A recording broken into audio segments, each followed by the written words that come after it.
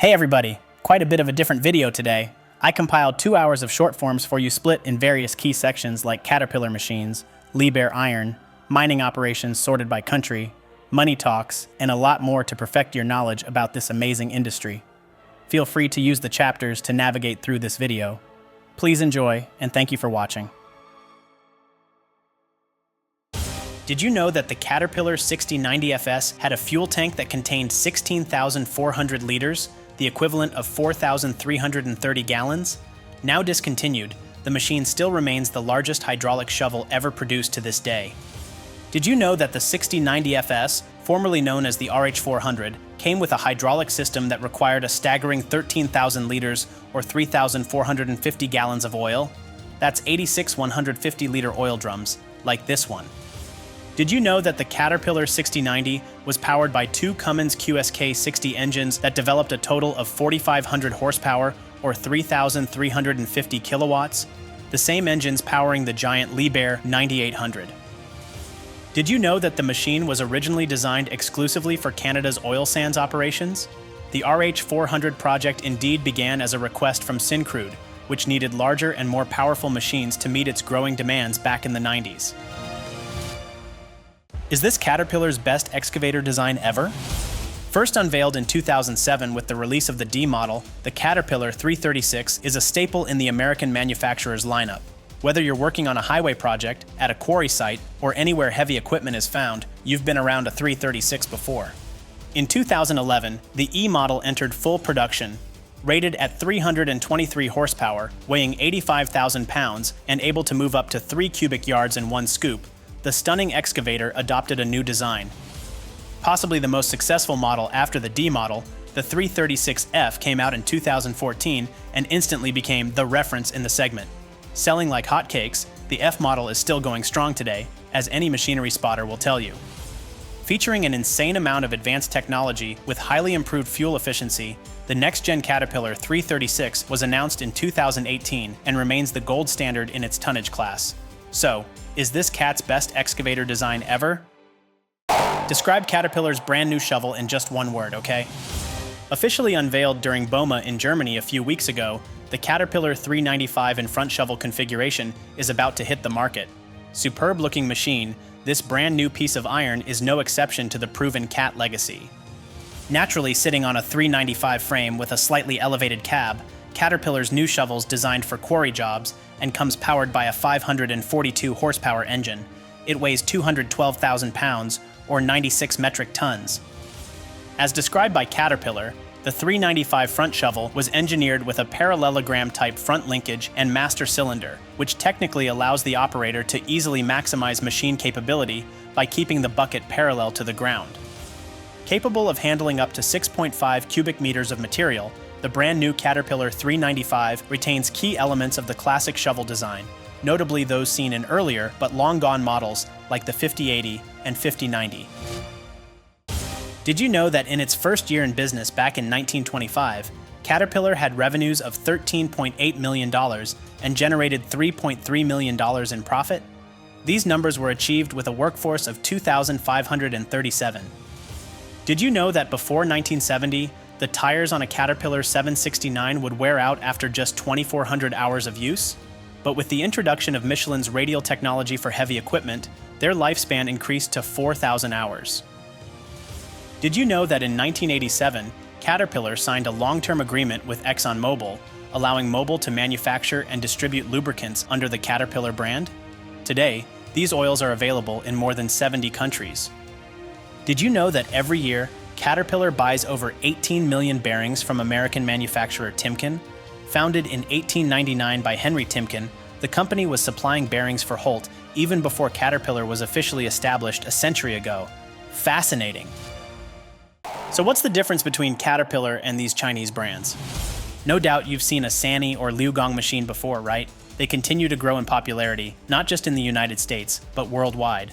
But how does a Caterpillar machine compare to these Chinese-made alternatives these days? One of the biggest differences lies in engineering quality. Caterpillar invests millions of dollars in research and development, pushing innovation and performance forward. In contrast, Chinese manufacturers tend to focus on replicating existing designs, bringing little to no advancements in engineering standards. Far ahead in automation and fleet management systems, Caterpillar also delivers superior hydraulic performance and fuel efficiency. Chinese machines are often designed with cost-conscious buyers in mind, prioritizing affordability over advanced technology. Another major difference is resale value. While Caterpillar machines retain their worth thanks to strong demand and a trusted reputation, Chinese models typically depreciate much faster due to their lower brand prestige and shorter lifespan. But how long will that gap last?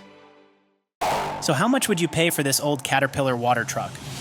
If you drove down 460 between Bluefield and Princeton, West Virginia the past few months, you probably noticed this sexy-looking 773B sitting right next to a D11N dozer that I recently covered in a different video.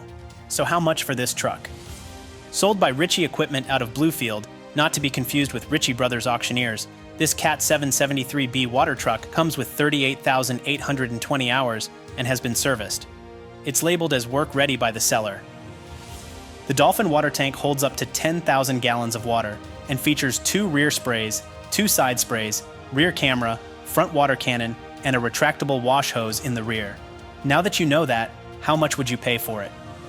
$125,000 is what you'll need to spend to acquire this pretty solid piece of iron, ready to spray those dusty mine roads again. So would you take this old Caterpillar water truck over something more recent? Let me know in the comments down below. Hey, do you think Cat will ever make a 983 again? The biggest of all of the front-engine track loaders ever built by Caterpillar was the famous 983 model, first released in 1969. Known as a traxcavator, the heavy-duty loader remains one of the most legendary machines ever produced by the brand. Powered by the highly trusted D343 diesel engine rated at 275 flywheel horsepower, the Caterpillar 983 met a great success in the marketplace. A total of about 1,600 units were sold before the machine was even upgraded. In 1978, the 983 left place to the B model. Still rated at 275 horse, the pretty compact track loader could move up to 5 cubic yards of material with an operating weight of 78,500 pounds or 35 metric tons. Less than 4 years after its market introduction, the 983B was discontinued, which would mark the end of the 83 line as demand started shifting toward hydraulic excavators. So do you think Cat will ever make a 983 ever again? Let me know in the comments. Who thinks the 980 is Caterpillar's best loader ever? If you work in construction, quarrying, or even mining, chances are you've been around a Caterpillar 980 at some point, right? Considered a medium-sized wheel loader by Cat, it's without a doubt one of the most iconic machines in the brand's history. The 980 wheel loader first appeared in the mid-60s and was later upgraded to the B version in 1978. The C model was released in '85, and the 980G, a super popular version, was introduced to market in 1996. In 2006, the 355 horsepower 980H was released, featuring ACERT engine technology to meet Tier 3 emissions. Nearly 2 decades later, you can still find many of them hard at work in coal country and anywhere heavy materials need moving. With KM and XE versions released from 2011, the beautiful Caterpillar 980 remains one of the greatest wheel loader designs ever, right? So who had a chance to operate one of these? Let us know in the comments down below. It only took one Caterpillar dozer to push this 40-foot blade.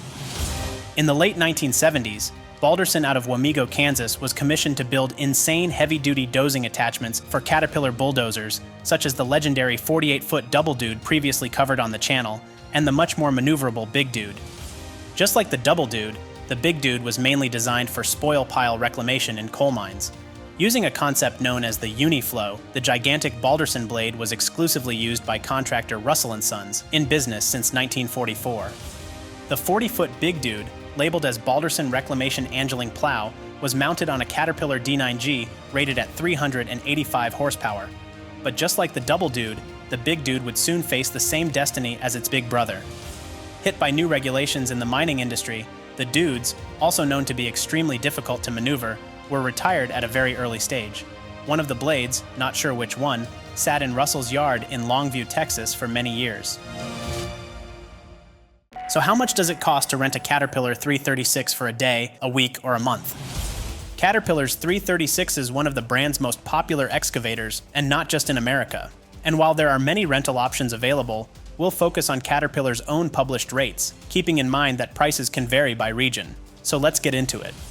Right now, renting a Cat 336 without the GPS option will will cost you $2,113 per day. This amount excludes operators' wages, fuel, and other expenses. Only add $12 for a GPS-ready unit. But if you rent weekly, this is where things get interesting. While the non-GPS rental will cost you $5,287, the GPS-ready excavator will set you back $6,238, a grand more. Need it for a month? Well, get ready to spend $13,215 for the regular 336. If you need it with GPS, it's going to be $18,715, translating to over $220,000 per year. This truck still has its diesel engine in it. Would you come get it?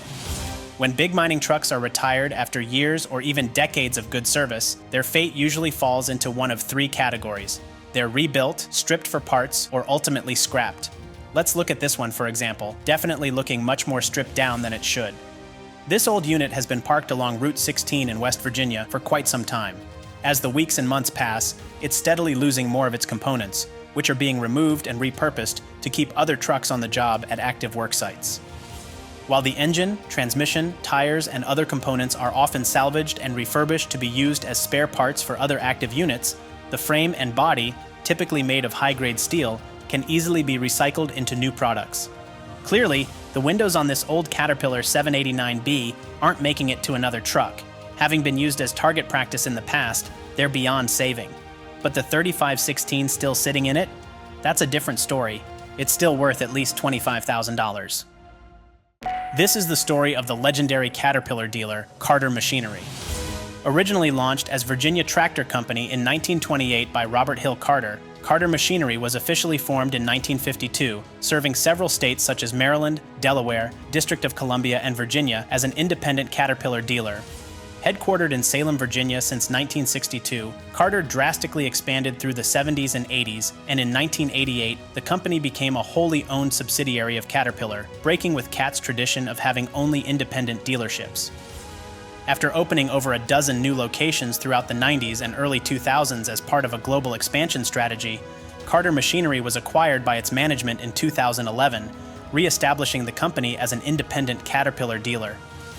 Once the largest CAT retailer in the United States, Carter Machinery remains one of the most prominent names associated with the iconic yellow brand. Today, with about 30 locations, Carter continues to serve key industries including mining, construction, or forestry. This is the story of the biggest Caterpillar dealer in Europe. The name Zeppelin is most famously associated with Ferdinand von Zeppelin, who pioneered rigid airships in the early 20th century. But after World War II, restrictions on Germany prevented the company from building airships, forcing it to pivot to new ventures. So, in 1954, Zeppelin entered the construction industry and became the exclusive distributor of Caterpillar equipment in Germany. This marked the beginning of Zeppelin Bohrmaschinen, which quickly became a dominant player in the heavy equipment market. Over the decades, Zeppelin not only distributed Caterpillar machines, but also developed its own modifications to better suit European customers.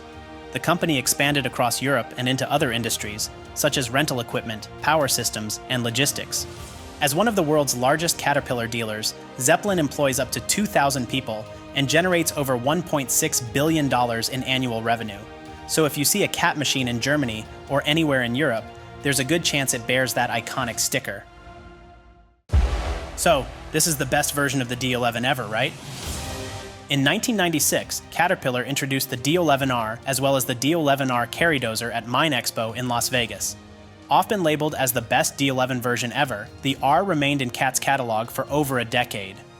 Replacing the D11N, the R model saw its engine output increased from 770 to 850 horsepower in late 1997.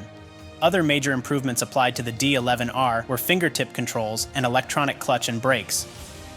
With an operating weight of 110 tons, the D11R carry dozer version had a special blade with a curvature that allowed 57 cubic yards to be pushed, the same blade design as Komatsu's D575 superdozer version.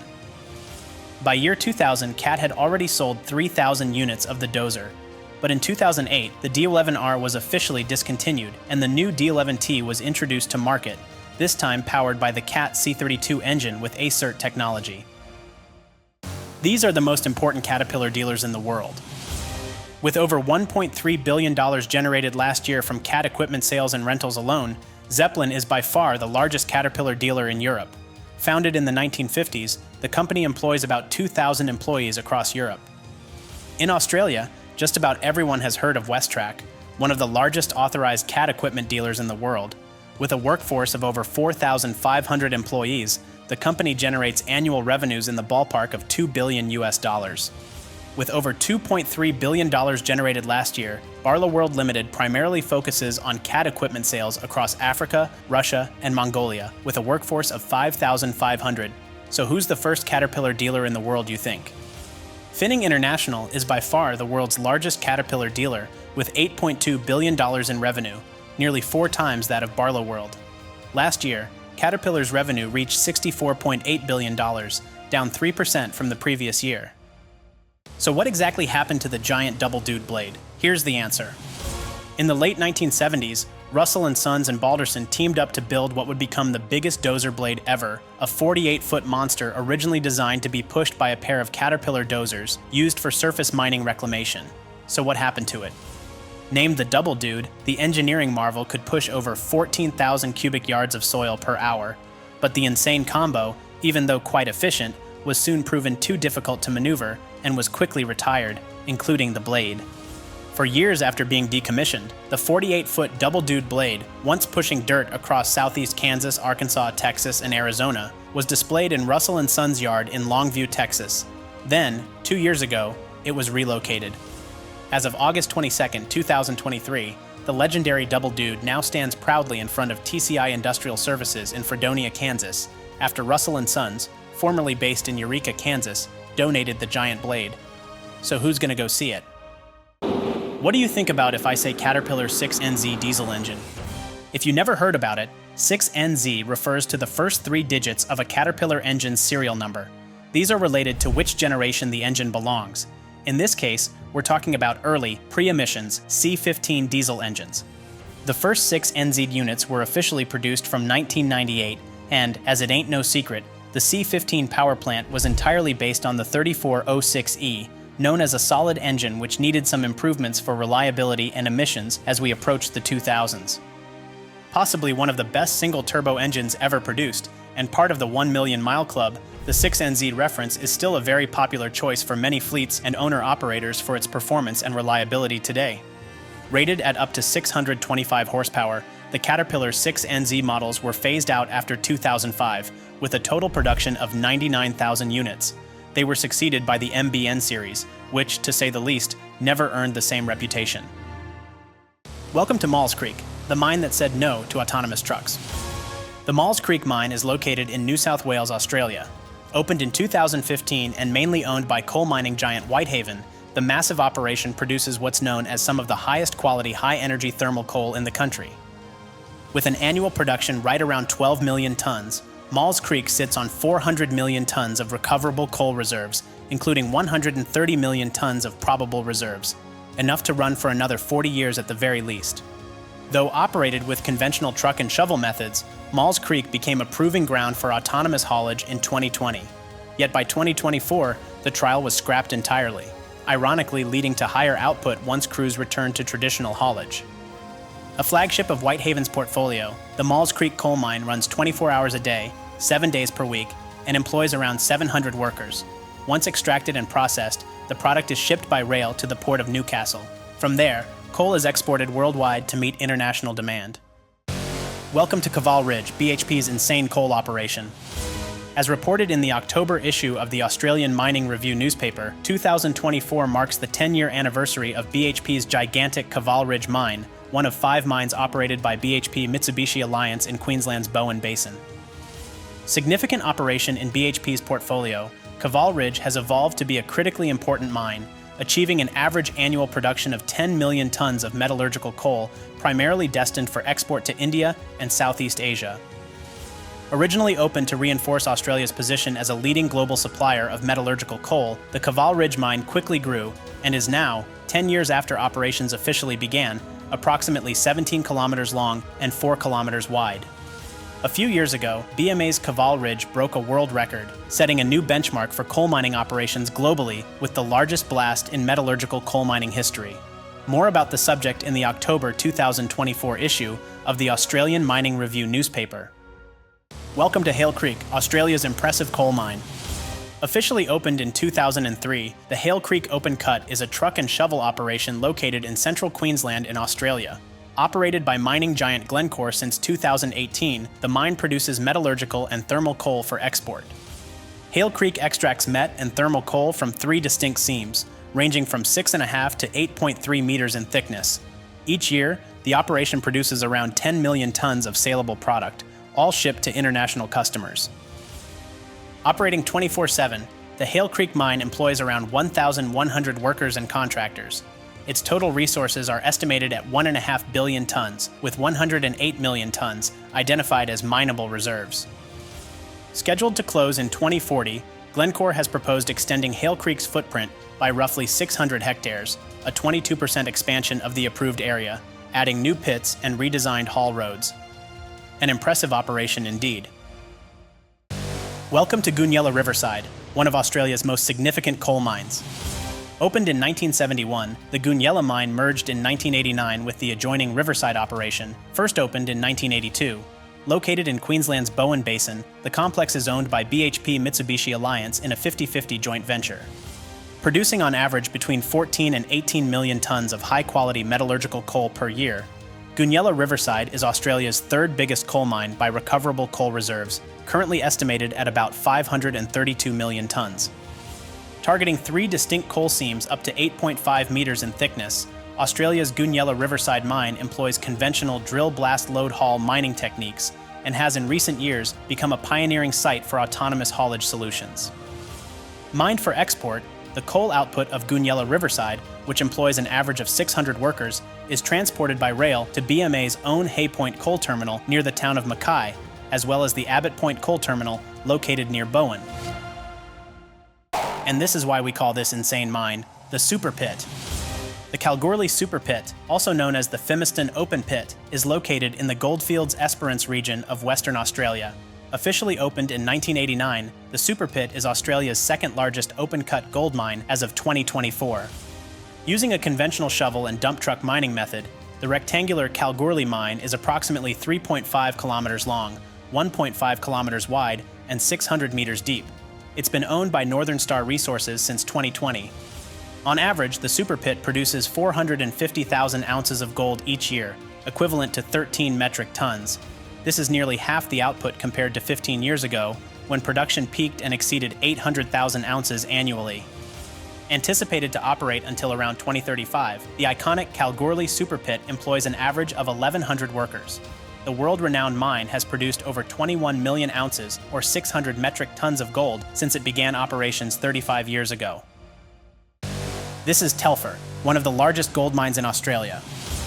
The Telfer mine first opened in 1977 as a joint venture between BHP and Newmont Mining.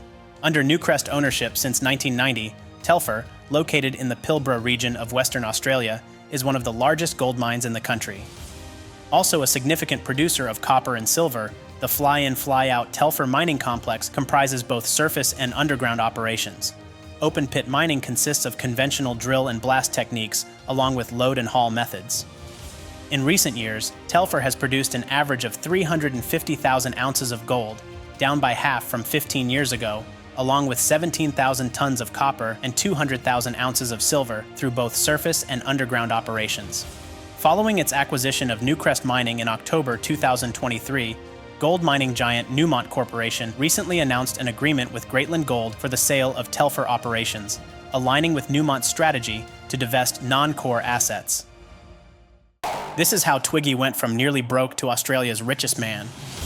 Born in 1961 in Western Australia, Andrew Forrest grew up on Minderoo Station, his family's remote cattle ranch. He started out in stockbroking, then took a swing at nickel mining with Anaconda. But it was the vision that came next, the one that would change Australia forever.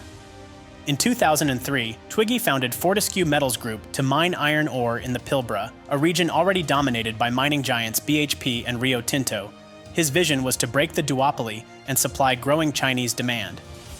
When Fortescue was founded, Forrest had no mining infrastructure, no railways, no port, and no proven mines. so he constructed a port at Port Hedland and built a 260-plus kilometer railway to connect his freshly acquired Cloudbreak, Christmas Creek, and Solomon operations.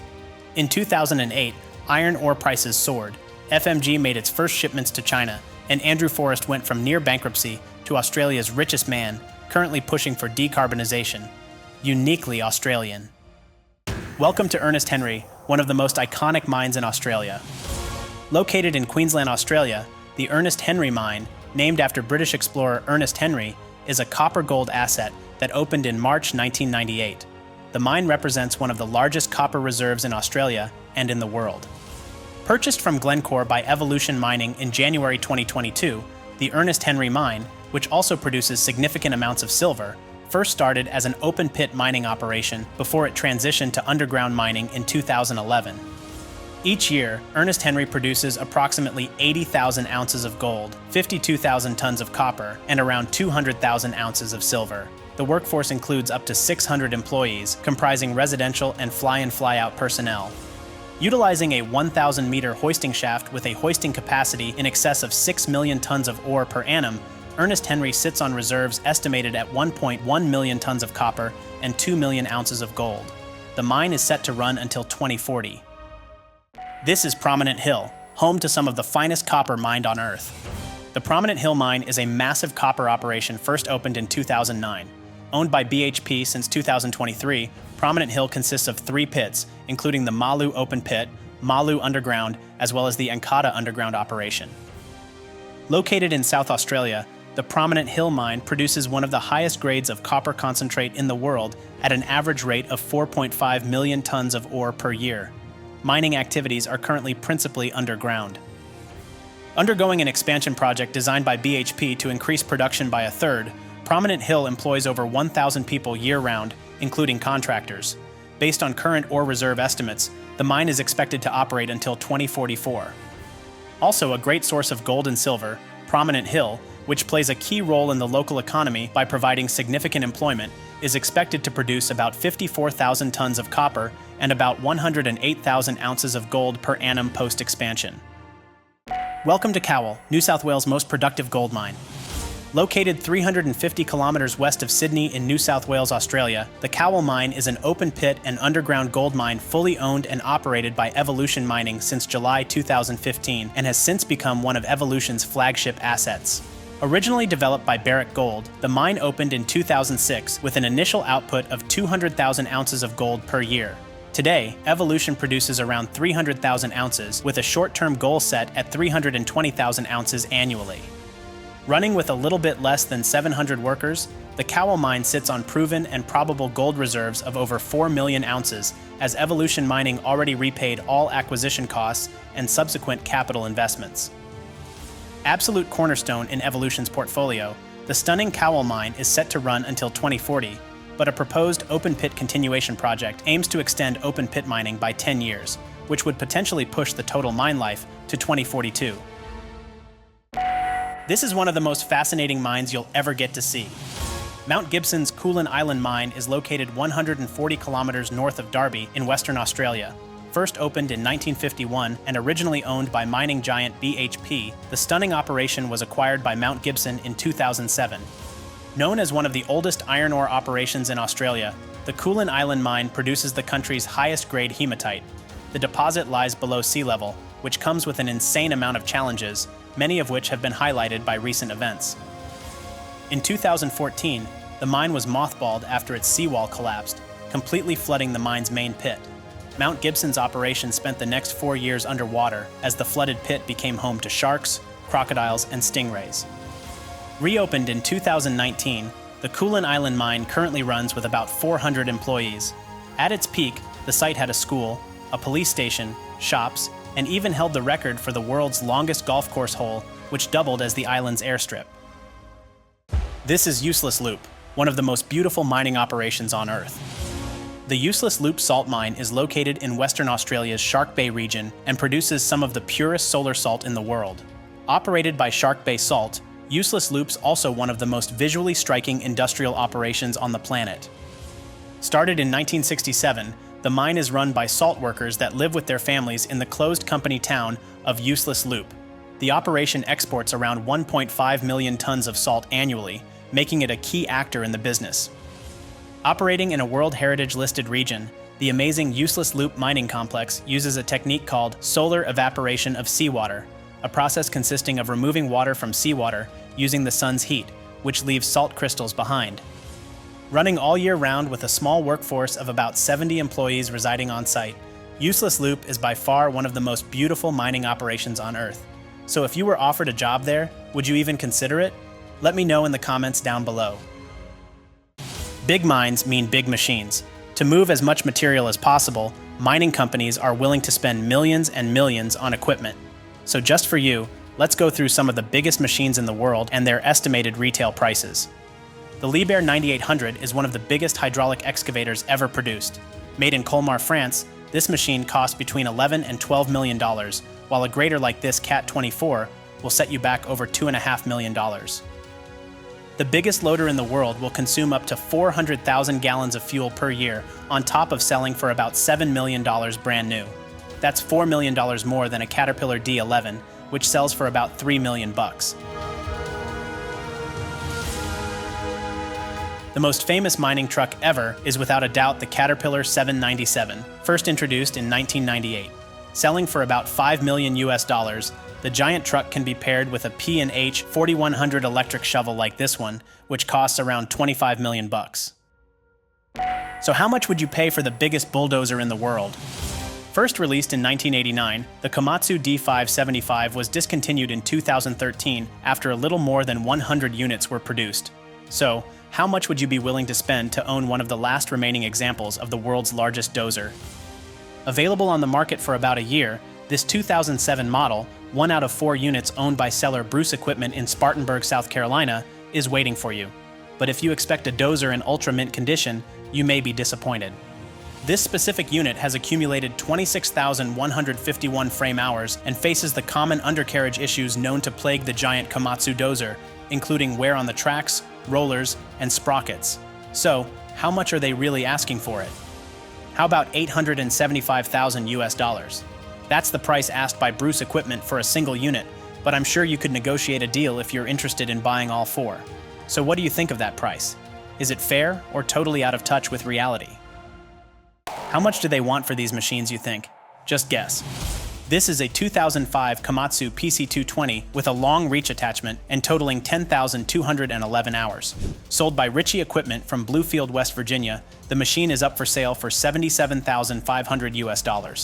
JJ Shekel out of Iowa is currently selling a 2012 Caterpillar D11T in fantastic condition, totaling about 9,000 hours since a previous 2018 rebuild. The price for this dozer? $1,350,000. This is an old goodie, a Volvo A35C articulated dump truck also sold by Ritchie Equipment in West Virginia and totaling 16,690 hours. You're going to need to spend $72,500 if you want to buy it. This is a Caterpillar 390FL excavator with 3,700 hours, including 1,000 idle hours. Sold by well-trusted dealer JJ Shekel once again, this 200,000-pound machine goes for $788,000. Try to guess how many units of this machine were sold over 30 years. In 1986, Liebherr launched the R984, a 100-ton machine first powered by a 586-horsepower Cummins diesel engine, using either a 10.5 cubic yard backhoe bucket or an 11.8 cubic yard front shovel. Mainly used for operations in open pit mines and quarries as designed, the now legendary piece of iron manufactured in Liebherr's Colmar factory quickly met an outstanding success on the market, and later inherited the pretty accurate nickname of the Swiss Army knife.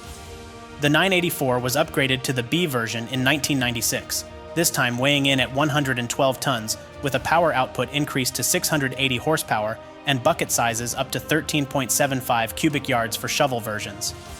In 2002, Liebherr introduced the C version of the highly acclaimed machine. It remained in production until May 2016, when the last R984 came off the production line after over 1,100 units were manufactured. Did you know that Liebherr started in 1949 with the production of the world's first mobile tower crane? Labeled as the TK10, this innovative, easy-to-transport crane laid the foundation for the company's expansion into countless construction machinery sectors. Did you know that Liebherr is still a family-run enterprise, managed exclusively by members of the Liebherr family? Despite its decentralized structure, the company's top management is overseen by a shareholders committee composed entirely of family members. Did you know that in 2023, Liebherr generated revenues of over $15 billion, making it the world's third largest construction equipment manufacturer, behind only Komatsu and Caterpillar? That year, Liebherr earned more than double the revenue of JCB. Did you know that Liebherr and Fortescue recently entered a $2.8 billion partnership to deliver 475 zero-emission machines? This includes 55 mining excavators, 360 autonomous battery electric trucks, and 60 battery-powered dozers. So how did Liebherr's 996 become the 9600? Released in 1995, the 996 remained in Liebherr's catalog for 26 years and became the brand staple, with nearly 200 units sold by 2021, 75% of them shipped to Australia, a success that inspired the 9600.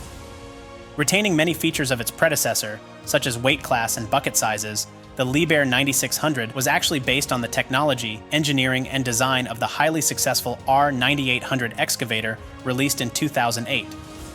The 9600 was not a minimal upgrade from the 996.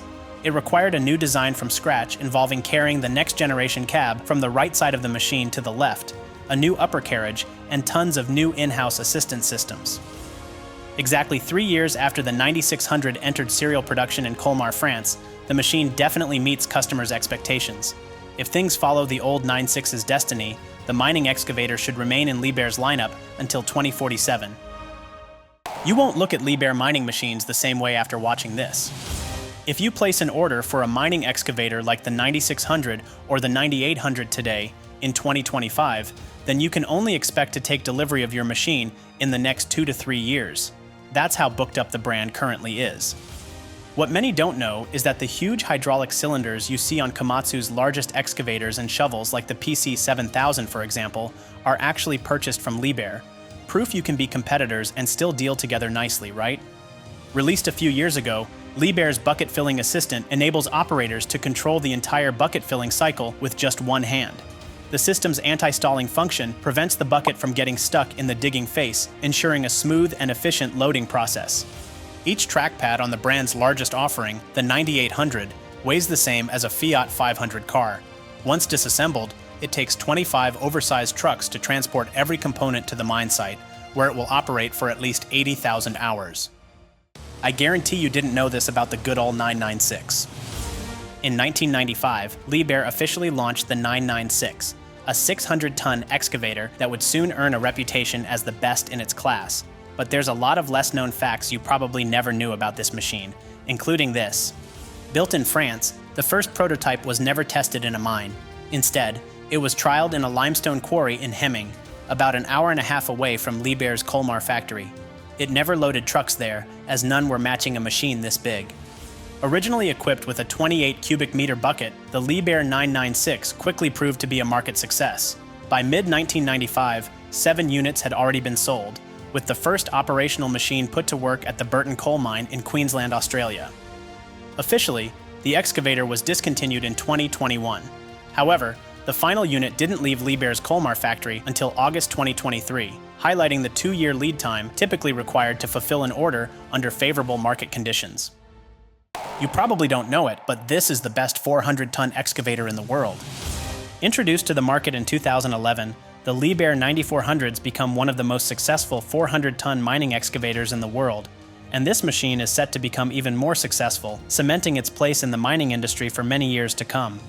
Rated at 1,810 horsepower and weighing 345 metric tons, the 9400 will soon become one of the most sold 400-ton excavators in the world after Australian miner Fortescue recently placed an order for 55 units. Still sporting the older Liebherr design, the 9400 can actually be retrofitted, meaning the manufacturer now has the ability to turn an older diesel model into an electric drive machine, making it a 9400E unit, as displayed at Bauma this year. Able to move up to 24 cubic meters of material, the Liebherr 9400 was originally designed with a lifespan of 60,000 hours, a number far exceeded by countless units out there. So who operates one of these? Let me know in the comments. 2,600 gallons or 10,000 liters of oil circulate through Liebherr's 9800's hydraulic system at a maximum pressure of 4,600 psi or 320 bar. The hydraulic tank alone holds 1,500 gallons or 5,800 liters of oil. It takes no less than 4,000 horse to power the giant mining excavator through a choice of 2 trusty Cummins QSK60s or 2 in-house Liebherr D9812 diesel engines rated at 2,000 horsepower apiece. 80,000 working hours is the estimated lifespan of a 9800 excavator, which translates to about 10 years.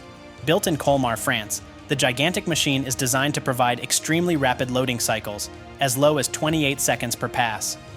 Some Liebherr 9800s, just like the ones operating at KPC's Sanggata coal mine in Indonesia, were equipped with an oversized fuel tank of 19,600 liters or 5,200 gallons, offering more than 35 hours of fuel autonomy.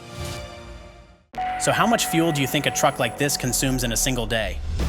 This is the Liebherr T284, one of the biggest trucks in the world, able to haul up to 375 metric tons of material. Pure engineering marvel, the giant truck also comes with staggering numbers when it comes to fuel consumption. Rated between 3,600 and 4,000 horsepower depending on engine options, the massive Liebherr hauler comes equipped with a 1,414-gallon fuel tank, the equivalent of 5,300 liters. So how long does it take to empty it all? On average, the Liebherr T284 consumes 40 gallons of fuel per hour under light loads. At full capacity, fuel consumption increases to 66 gallons per hour, giving the truck a maximum operating time of less than 24 hours on a full tank.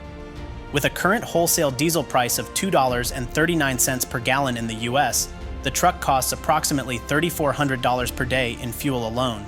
Over the course of a year, that adds up to $1.2 million in diesel expenses. This is the Liebherr 9150 model produced by WSI out of the Netherlands and specializing in high-quality die-cast scale models, particularly in the trucking, construction, and heavy equipment industries. Honestly, that thing is a pure piece of art. If you collect models as a hobby, then you probably know about Conrad and NZG as well, but the details in WSI's 9150 are out of this world. I mean, just take a look at that bucket, for example. How close to reality is this? For around $200, you're getting the best 150 scale replica possible.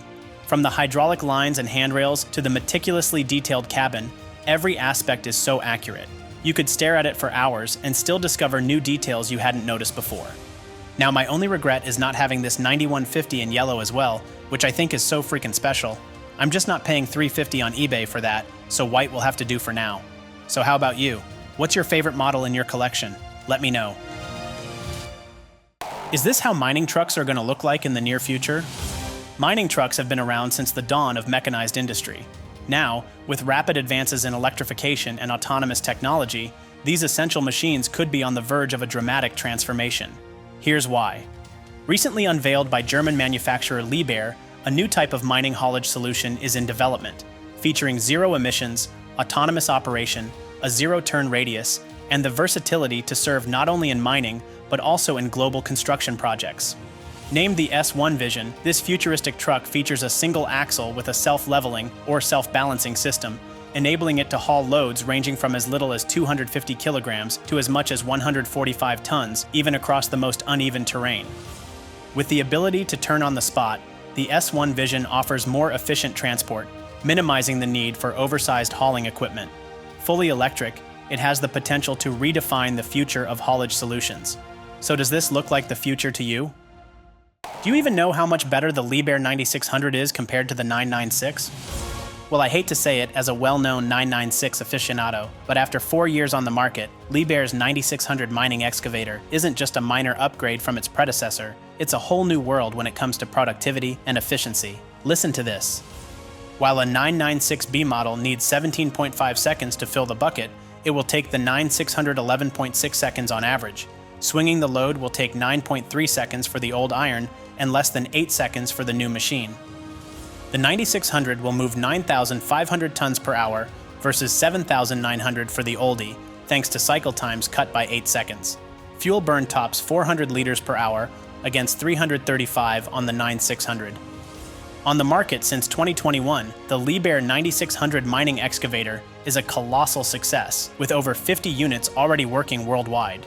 If it stays in the lineup for 25 years, like the 996 did, that could mean more than 300 sold. This is what it looks like when a coal town dies. This is Bishop, a small town straddling the line between Virginia and West Virginia. Built in the early 1900s by the Pocahontas Fuel Company, it once thrived. But like so many towns in coal country, when the coal disappeared, so did the prosperity. After two deadly mining disasters in 1957 and 1958, Bishop limped into the 1980s. What followed was a slow, painful decline. The infrastructure crumbled, the families left, and when coal made a brief comeback in the 2000s, Bishop was already too far gone. Aside from a small amount of surface mining, Bishop today is just a shadow of what it once was. Some of the old foremen's houses, once symbols of pride and leadership, were turned into drug labs. All that remains now is the convenience store, the post office, and the church. But hope still lingers. Despite the hardships and sweeping changes, Bishop has held on to its coal mining soul. Because Bishop isn't just about coal, it's about the possibility of bringing purpose back to a place that once helped power a nation. What do you think of when you hear about coal mining communities? Although coal mining has been labeled as dirty, dangerous, and useless for a while, it also fostered a deep sense of pride, camaraderie, and artistic expression. Probably not something communities near wind turbines or solar panels will ever get to experience, right? As coal mining fades in the pursuit of a cleaner world, at least on paper, it's so important to remember its impact, bringing towns and generations together, cultivating pride in industry, and inspiring decades of music, song, film, storytelling, and art in general. Few industries have been vilified as intensely as coal mining over the past 2 decades, with little regard for the identity, resilience, and strong sense of community that have defined regions shaped by centuries of mining. For outsiders, it can be difficult to grasp the deep bond that has long connected communities to the grueling labor of coal mining. As it fades, so do the core values of our society, values forged through relentless hard work, resilience, and shared risk. So I was driving and I spotted these legendary pieces of iron. So a few weeks ago, I was driving through the beautiful Bristol, Tennessee, when I spotted 3 machines sitting on a lot, including this old lady, a Komatsu PC 750. And to say this excavator has been through a lot would be quite an understatement. Originally released in 1996, the Komatsu PC 750 weighs around 80 tons and is powered by an in-house engine rated at 444 horsepower. The machine can be equipped with a 5.5 cubic yard bucket, but there's more. The star of the lot is without a doubt this stunning Caterpillar D9R bulldozer, also unveiled in 1996 by the American manufacturer and part of the glorious R series, still remembered by many as one of the greatest lines of machines ever produced. And to complete the throwback to the 1990s, how about a sublime 345B excavator? Parked just a few yards from the dozer, this machine, in my opinion, boasts one of the best designs ever seen on a Caterpillar excavator. Welcome to Bristol. The golf snobs would laugh at this little coal mining course, but f*** them. $10 with a cart for 9 holes. That's how much it costs to play at Black Wolf Links, a modest golf course originally built over a century ago by the coal mining industry, meant for the miners and foremen who worked the nearby pits. Located between Bishop and Gary in West Virginia, this completely unexpected golf course is run by Jim, an 80-something-year-old who knows every inch of the place. Around here, no one says they're playing at Black Wolf, they're playing golf in Gary. Since there's barely any phone service in the area, don't even try to call for a tee time. There's no tee time here anyways. And don't worry too much about the Callaway outfit, since all you're required to do in Gary is to just wear a shirt. Flip-flops are fine, but you better watch for snakes. This humble coal mining golf course might seem like a joke to some, a world away from the usual pretentiousness that surrounds the sport. But playing golf in Gary is easily one of the most memorable experiences you can have in McDowell County, an absolute hidden gem. And that's why I love spotting mining equipment in West Virginia. If brand new, shiny, factory-fresh mining equipment is your thing, West Virginia might not be the best place to job hunt, but if you're passionate about seasoned machines with worn paint and the groan of heavy, hard-working iron, then this state is definitely where you belong. We're in McDowell County, where things didn't exactly go in the right direction for coal mining and the local economy the past few years. So whenever you see a machine at work here, you'll likely see something that was first built decades ago, and that's the beauty of it, to me at least. Beat up but still kicking, probably something you could say about the whole county, I guess, These stunning machines are completely stripped of Bluetooth or upgradable software or so-called AI assistants. Just a reminder of the old days when operating still meant something. Even machines that have been idle for years hold a certain charm in West Virginia. I mean, where else would you find two P&H electric shovels resting in the middle of such breathtaking scenery? Well, maybe that's why they call it the wild and wonderful state after all. So how are Trump's tariffs hitting West Virginia coal? Let's ask a coal bucket.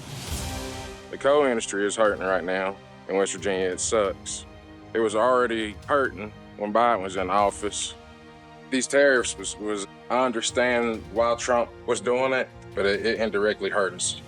Everybody's hurting. I mean, even a Class 1 railroad. It's been times I didn't know if I was gonna get ready to be able to go to work or not. It's been times I've worked 2 days in a week, and I've got bills. I got big bills.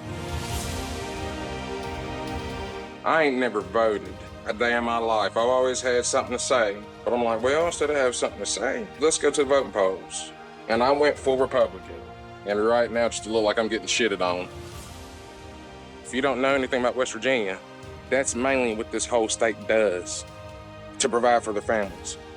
I don't like how it's going. It ain't supposed to be like this, man. I mean, what do we do now? Welcome to Mount Wright, Canada's insane iron ore mine. The Mount Wright mine is the largest open-pit iron ore mine in Canada. Located in northern Quebec near the town of Fremont, the operation is owned by ArcelorMittal Mines Canada, a subsidiary of ArcelorMittal, known as the world's largest steel producer. First opened in 1974, Mount Wright produces around 24 million tons of iron ore concentrate per year, primarily hematite, later processed into concentrate and iron ore pellets. The operation is one of Quebec's largest private employers in the northern region.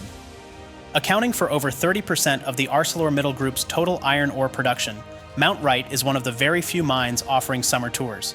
The giant operation uses a conventional truck and shovel and drilling blasting method and runs with 2,800 direct employees. After processing, the ore typically contains around 66% iron. It's transported to Port Cartier by a dedicated railway owned by ArcelorMittal, a vital link in a corporation that contributes over $1 billion to Quebec's GDP. Some of you guys really need to stop calling these tar sands, all right? Canada's oil sands are one of the largest reserves of crude oil in the world. Primarily located in the province of Alberta, the oil sands represent 97% of the country's oil reserves, currently estimated at 170 billion barrels.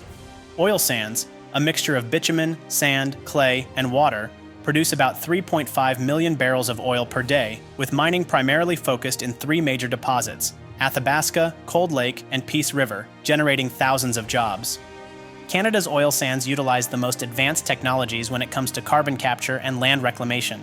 About 20% is mined through surface mining methods, while 80% comes from deeper underground using in-situ mining techniques. Often misnamed tar sands, Canada's oil sands are so vast they could potentially meet the country's energy needs for hundreds of years. While the US also has oil sands, they're smaller and generally less economical to develop than Canada's. Welcome to Detour Lake Mine, the largest gold-producing operation in Canada. The Detour Lake Mine is located within the northernmost Abitibi Greenstone Belt. Owned by Canadian mining company Agnico Eagle, the Detour Lake Mine is the largest gold-producing operation in Canada, with the nation's largest gold mineral reserves. Poised to become one of the largest gold mines in the world, with a multi-decade mine life, Detour Lake was originally opened in the 1980s as an underground project owned by Placer Dome. It shut down in 1999 and reopened in 2013 as a surface mining operation. In 2024, the Detour Lake Mine produced 672,000 ounces of gold with a workforce of 1,500 employees. To maximize production, Agnico Eagle is working on an underground mining project to complement the existing open-pit operations. Designed to become a 1 million ounce per year gold project with a 2025 target of 720,000 ounces, the Detour Lake Mine sits on proven reserves estimated at 19 million ounces of gold, enough to run until 2054. If you ever watched Ice Road Truckers, you definitely heard about this mine. Sitting on a small island within Lac de Gras in Canada and located 200 kilometers south of the Arctic Circle, the Diavik mine first opened in 2003 and quickly established itself as one of the world's most productive diamond mines. Owned by Rio Tinto, the Diavik mine began as an open-pit operation before it transitioned to underground mining in 2012. Every winter, a 600-kilometer-long ice road is built, allowing essential equipment, supplies, and fuel to be transported to the site.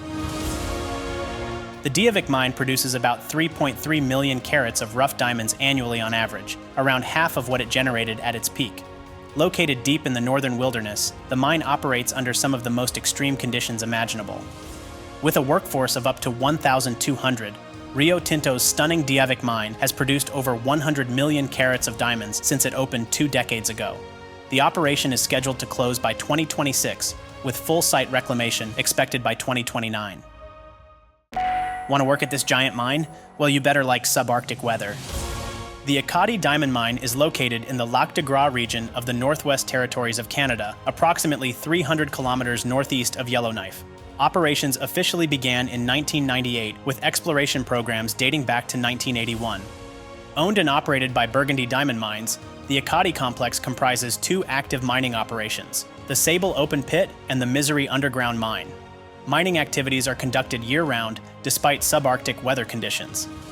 Known as Canada's first surface and underground diamond mine, Ekati consists of 122 mining leases totaling about 113,000 hectares. The mine produces up to 7.5 million carats of diamonds annually. With ore reserves totaling 15.8 million carats, the Ekati mining complex is projected to operate until 2028. But a conceptual mine plan developed by Burgundy Diamond Mines suggests its lifespan could potentially be extended to 2040. This is the biggest machine ever built in the United States. In 1969, Bucyrus Erie completed the construction of Big Muskie, a colossal dragline built to strip overburden from coal seams in central Ohio. To this day, the amazing piece of iron remains the largest machine ever built on American soil. Also known as the world's largest walking dragline, Big Muskie required 200,000 man-hours to build over a period of about 2 years, and cost $25 million in the late 60s, the equivalent of more than $220 million US today. Bigger than anything you can imagine, Big Muskie was equipped with a 220 cubic yard bucket and could scoop up to 300 tons in one go. It weighed 26 million pounds or 13,000 tons and was fitted a 310-foot boom. Outweighed only by the Captain shovel, Big Muskie was idled in 1991 and ultimately scrapped in 1999. Though its massive bucket was preserved, the legendary walking dragline still holds the title of the largest machine ever built in the United States. If you like draglines, you should definitely watch this. Recently unveiled by MTech in the Netherlands, the 2100E is a beast of a dragline. The machine is driven by 2 800-horsepower Caterpillar C18 generators, delivering over 1 megawatt of power. The first unit has just entered service in Florida.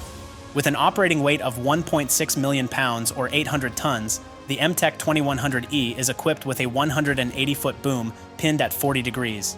The dragline's counterweight alone weighs 74 short tons or 67 metric tons.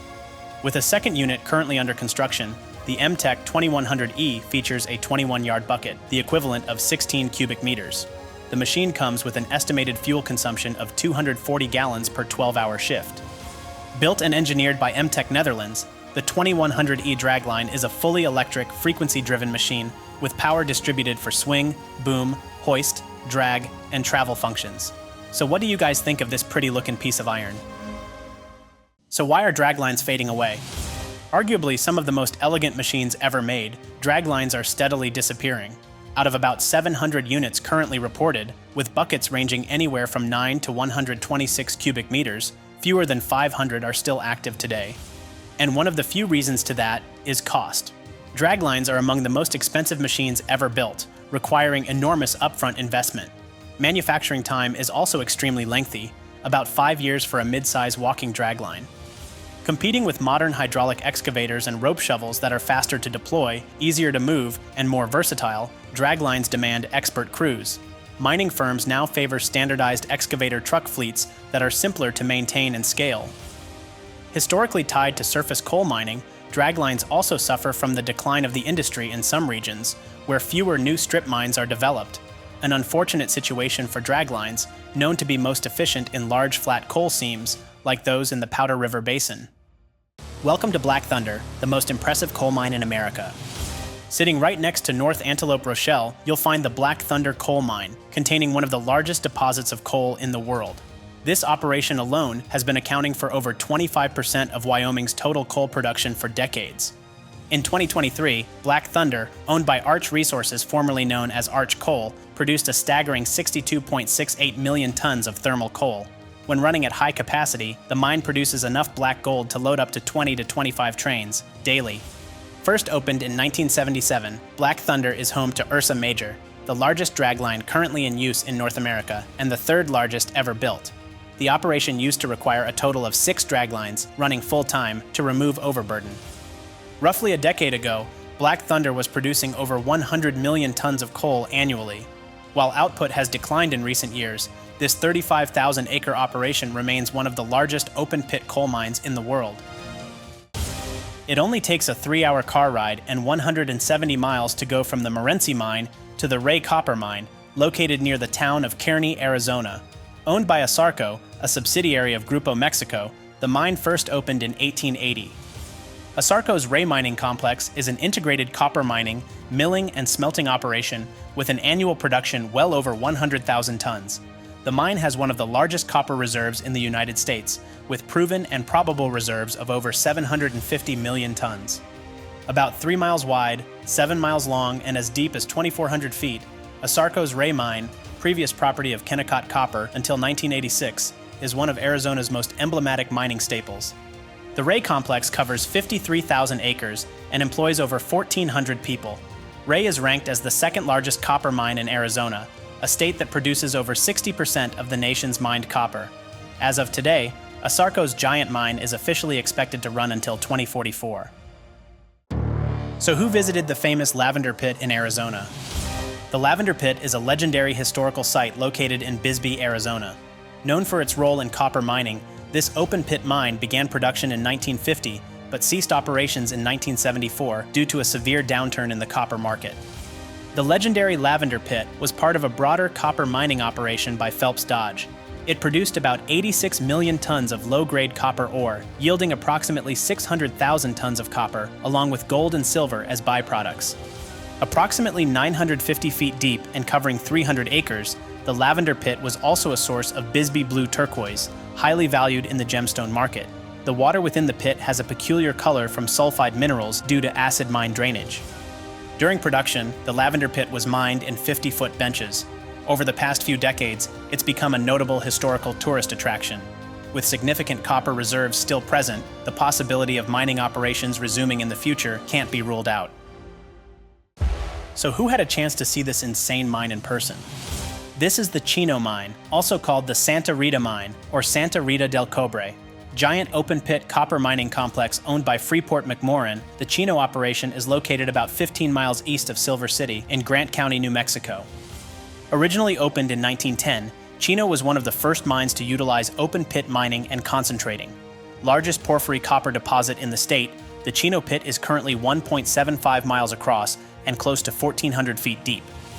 Running with a workforce between 600 and 1,000, the Chino Mine produces on average 175 million pounds of copper per annum using conventional open-pit mining method involving drill, blast, and load and haul techniques. With over 2,200 acres already reclaimed, the future of the Chino Mine hinges entirely on economic conditions, such as copper prices. As of 2025, no definite closing date has been set. So who had a chance to see this insane mine in person? Share your experience in the comments. Welcome to North Antelope Rochelle, the biggest coal mine in the world.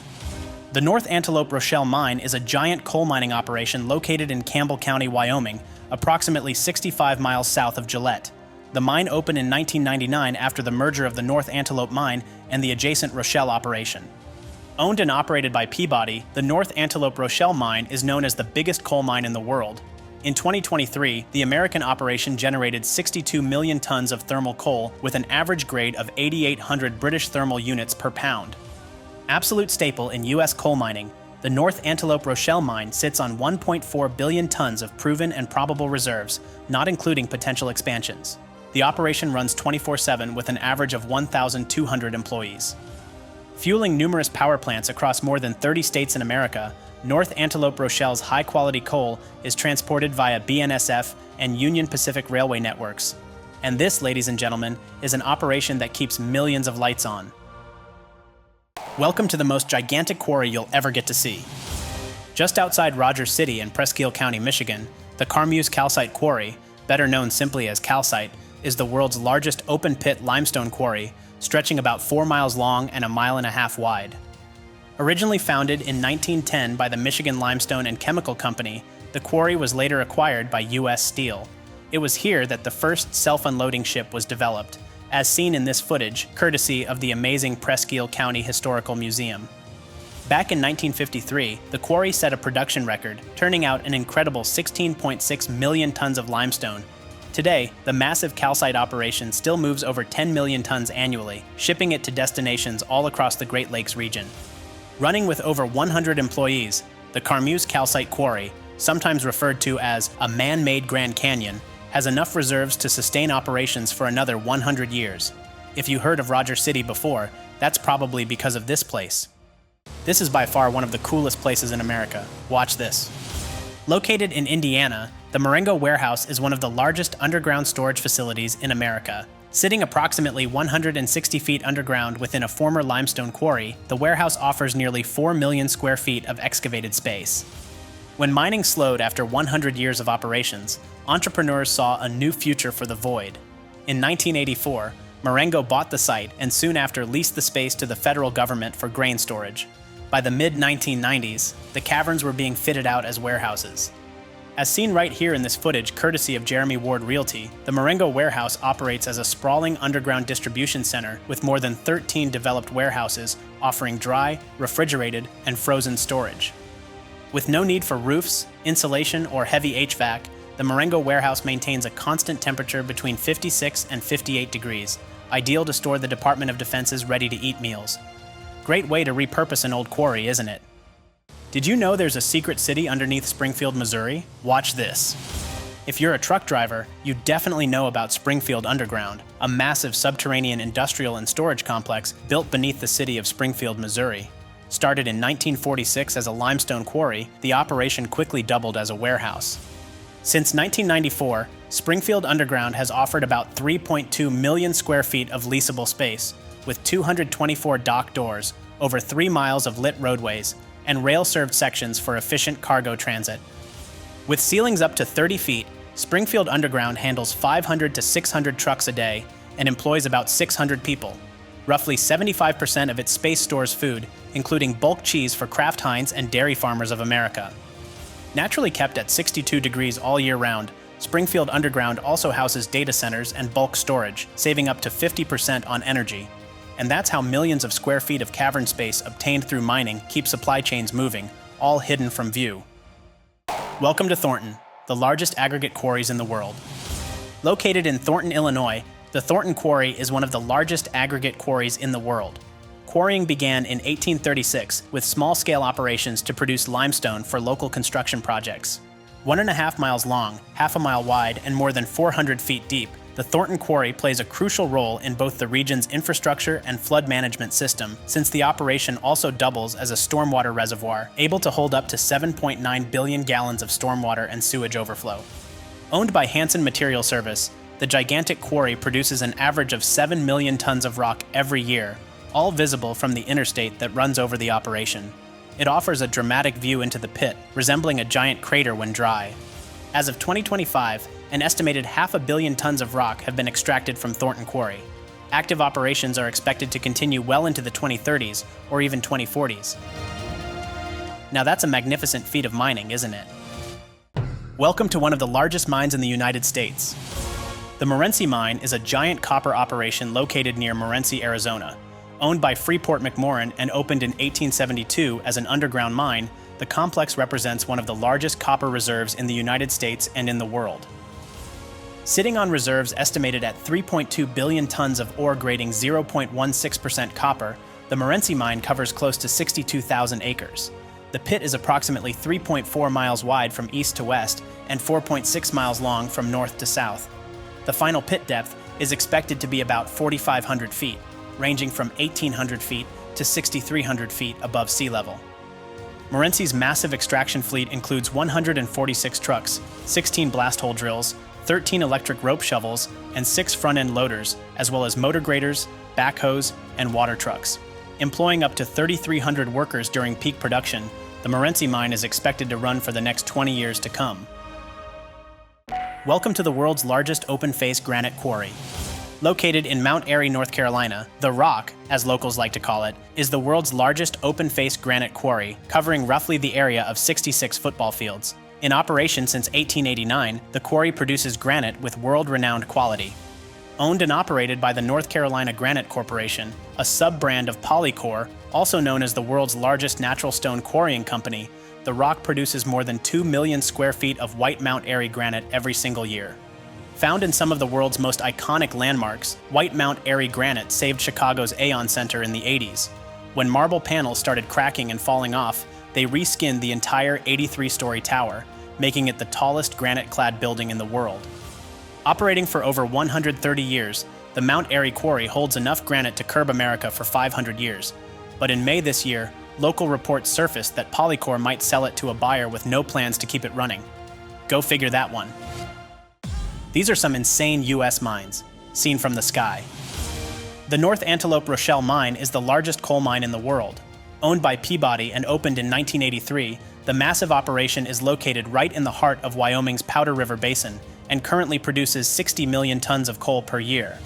Owned by Freeport-McMoRan, the Sierrita mine is one of 28 copper mines in the United States. Located in Arizona, the project is due to operate until 2080, and the operation generates an average of 90,000 tons of copper annually. Also located in Wyoming's Powder River Basin, the Black Thunder coal mine is owned by Arch Coal and produces an average of 55 million tons of black gold per year. The gigantic mining operation has a size of approximately 25 square miles. Commonly known as Kennecott, the Bingham Canyon mine is the deepest open-pit mine in the world. Owned by Rio Tinto, the operation produces approximately 275,000 tons of copper, 400,000 ounces of gold, and 4 million ounces of silver every year. This is the story of the biggest construction trade show in the world. Bauma started in 1954 as a small construction equipment exhibition in Munich. Originally called Construction Machinery Exhibition Munich, the fair was initiated to support Germany's post-war reconstruction, showcasing equipment for building roads, homes, and infrastructure. By 1967, it was renamed Bauma and became a key event for the global construction industry. During the 1990s, Bauma evolved beyond construction to include mining and materials handling, reflecting the industry's diversification.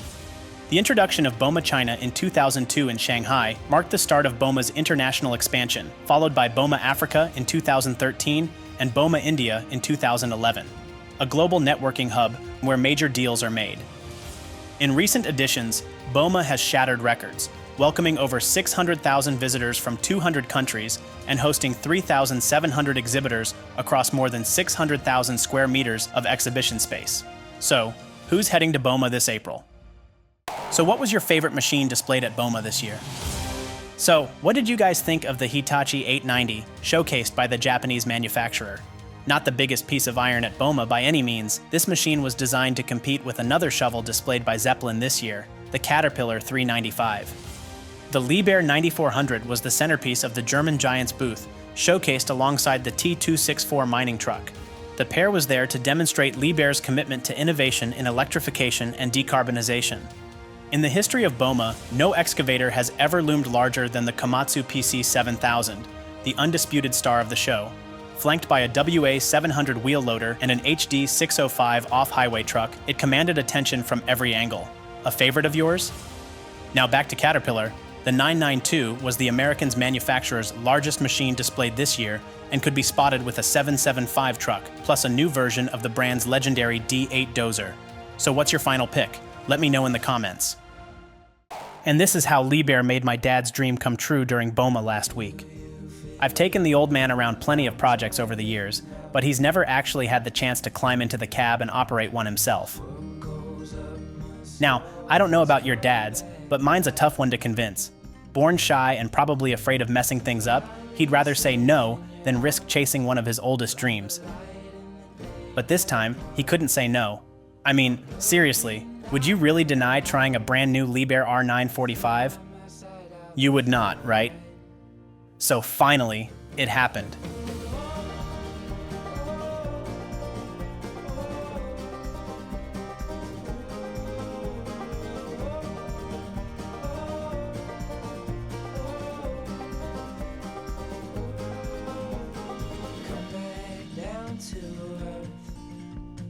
And this, ladies and gentlemen, was one of the happiest moments of my life. Did you know that Caterpillar's 24 grader has been on the market for almost 30 years? Unveiled in 1995 and available to customers the following year, the massive mining motor grader was interestingly identified as the 18H early in its design phase. In 2021, Caterpillar celebrated the production of the 1000th 24, 25 years after its introduction. The largest grader currently in production is equipped with a 24-foot blade, and the machine usually sells for well over $1 million for a brand new unit. Did you know that the largest grader ever was built after Umberto Eco, an Italian entrepreneur, received a commission to build custom heavy machinery for work in Libya? But the grader had to meet one condition, being suitable for operations in the desert. To meet customers' request, Eco decided to design his giant grader with 12 tires, all powered by 2 Caterpillar engines with a combined output rated at 1,700 horsepower. But due to political issues, the equipment was never delivered, and the grader was dismantled in 2012. Did you know that the amazing Caterpillar 797 costs about $5 million and has tires over 13 feet in diameter? The giant mining truck is about the size of a 3,800 square foot house, 2.5-story tall. If it was hauling M&Ms instead of dirt, this amazing piece of engineering could carry exactly 397 million of them. Loaded, the 797 weighs up to 600 tons, exactly the same as an Airbus A380 full of passengers. Impressive, ain't it? Did you know that the biggest loader in the world sits on the biggest tires ever built? Each one of them costs $63,000. Front tires need to be replaced every 2 years on average. A loader like this costs close to $7 million. Released in 2002, the world's largest wheel loader consumes about 50 gallons of diesel per hour, 7,000 gallons per week, or close to 400,000 gallons per year. This insane machine, known as the L2350, is designed to work as close as possible to 24 hours a day. Want to make serious money in mining? Here are the top states where the big paychecks are. In Texas, vast mineral resources drive demand for mining and geological engineers. The state's focus on energy production supports higher salary offerings to attract and retain qualified engineers, averaging $127,360 per year. With an average annual income of $132,430, New Mexico offers competitive salaries due to its significant mining operations, particularly in uranium and potash. The state's constantly looking for experienced engineering professionals. $141,170. This is what you can expect to make annually as a mining engineer in California as of 2025, according to data from the U.S. Bureau of Labor Statistics. Almost double what a machine operator makes in the state. And finally, if you want to make the biggest paycheck in the United States as a mining engineer, you'll definitely need to be in Oklahoma, where the average annual salary is given at $145,360. Not bad at all, right? Did you know that the biggest truck in the world is not a Caterpillar, but is in fact the Belaz 75710?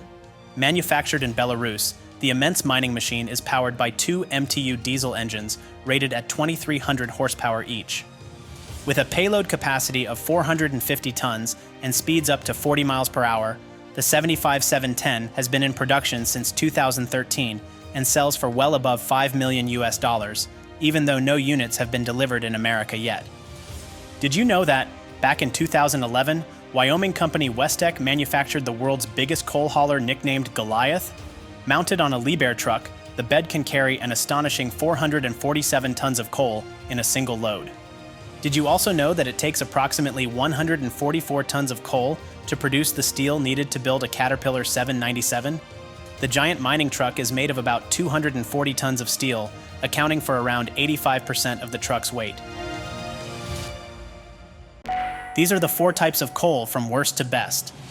Known as brown coal, lignite has the lowest carbon content, comprised between 25 and 35% and high moisture, resulting in a lower heating value. Lignite is typically used for power generation near mining sites, as it's less economical to transport.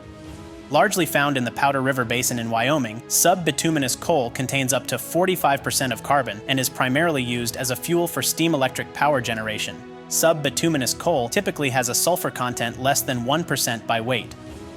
Bituminous coal is by far the most abundant and widely used type. It has high heating potential and is commonly used in electricity generation, steel production, and as an industrial fuel. It comes in both thermal and metallurgical grades. Anthracite is the highest grade coal with the highest carbon content and the fewest impurities. Largely found in Pennsylvania, it burns cleaner and hotter than other types, making it ideal for heating. It has a shiny, hard surface and is primarily used in industrial and residential heating. So how's the mining industry actually doing in North Korea? Did you know that North Korea has a significant mining industry, as the country is rich in mineral resources, including coal, copper, gold, zinc, magnesite, and rare earth elements? The country's ground is so rich it holds trillions of dollars worth of minerals. Due to international sanctions, North Korea's primary trade partner is China, which imports coal, iron ore, and other minerals. Kim Jong-un's country is actually a leader in smuggling and unofficial trade through the nation's borders. As you can imagine, not a whole lot of informations are made public when it comes to North Korea's mining industry. However, it's been reported in the past that the country's mines use outdated Soviet-era equipment, leading to inefficiency and insanely low productivity.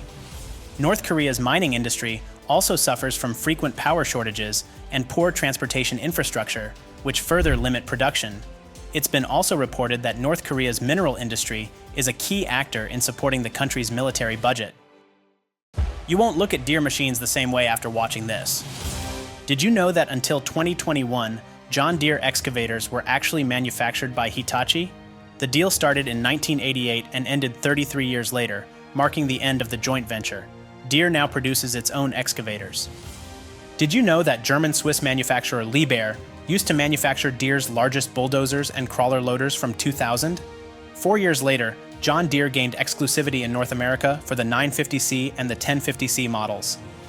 Did you know that between 1988 and 2013, Deere articulated dump trucks were actually produced by South African manufacturer Bell? In return, Bell distributed Bell-branded, John Deere designed and manufactured products in South Africa. Did you know that John Deere has been in a close partnership with Japanese manufacturer Yanmar since the 1970s? As a matter of fact, in the early days of the joint venture, John Deere tractors rolled down the exact same production line as other Yanmar models. You're not going to look at Komatsu the same way after watching this. Maybe you didn't know that, in 1973, Komatsu experimented with making passenger cars and developed the Komatsu KDC-10, a small, fuel-efficient car sporting a typical Japanese design. However, the project was scrapped before mass production.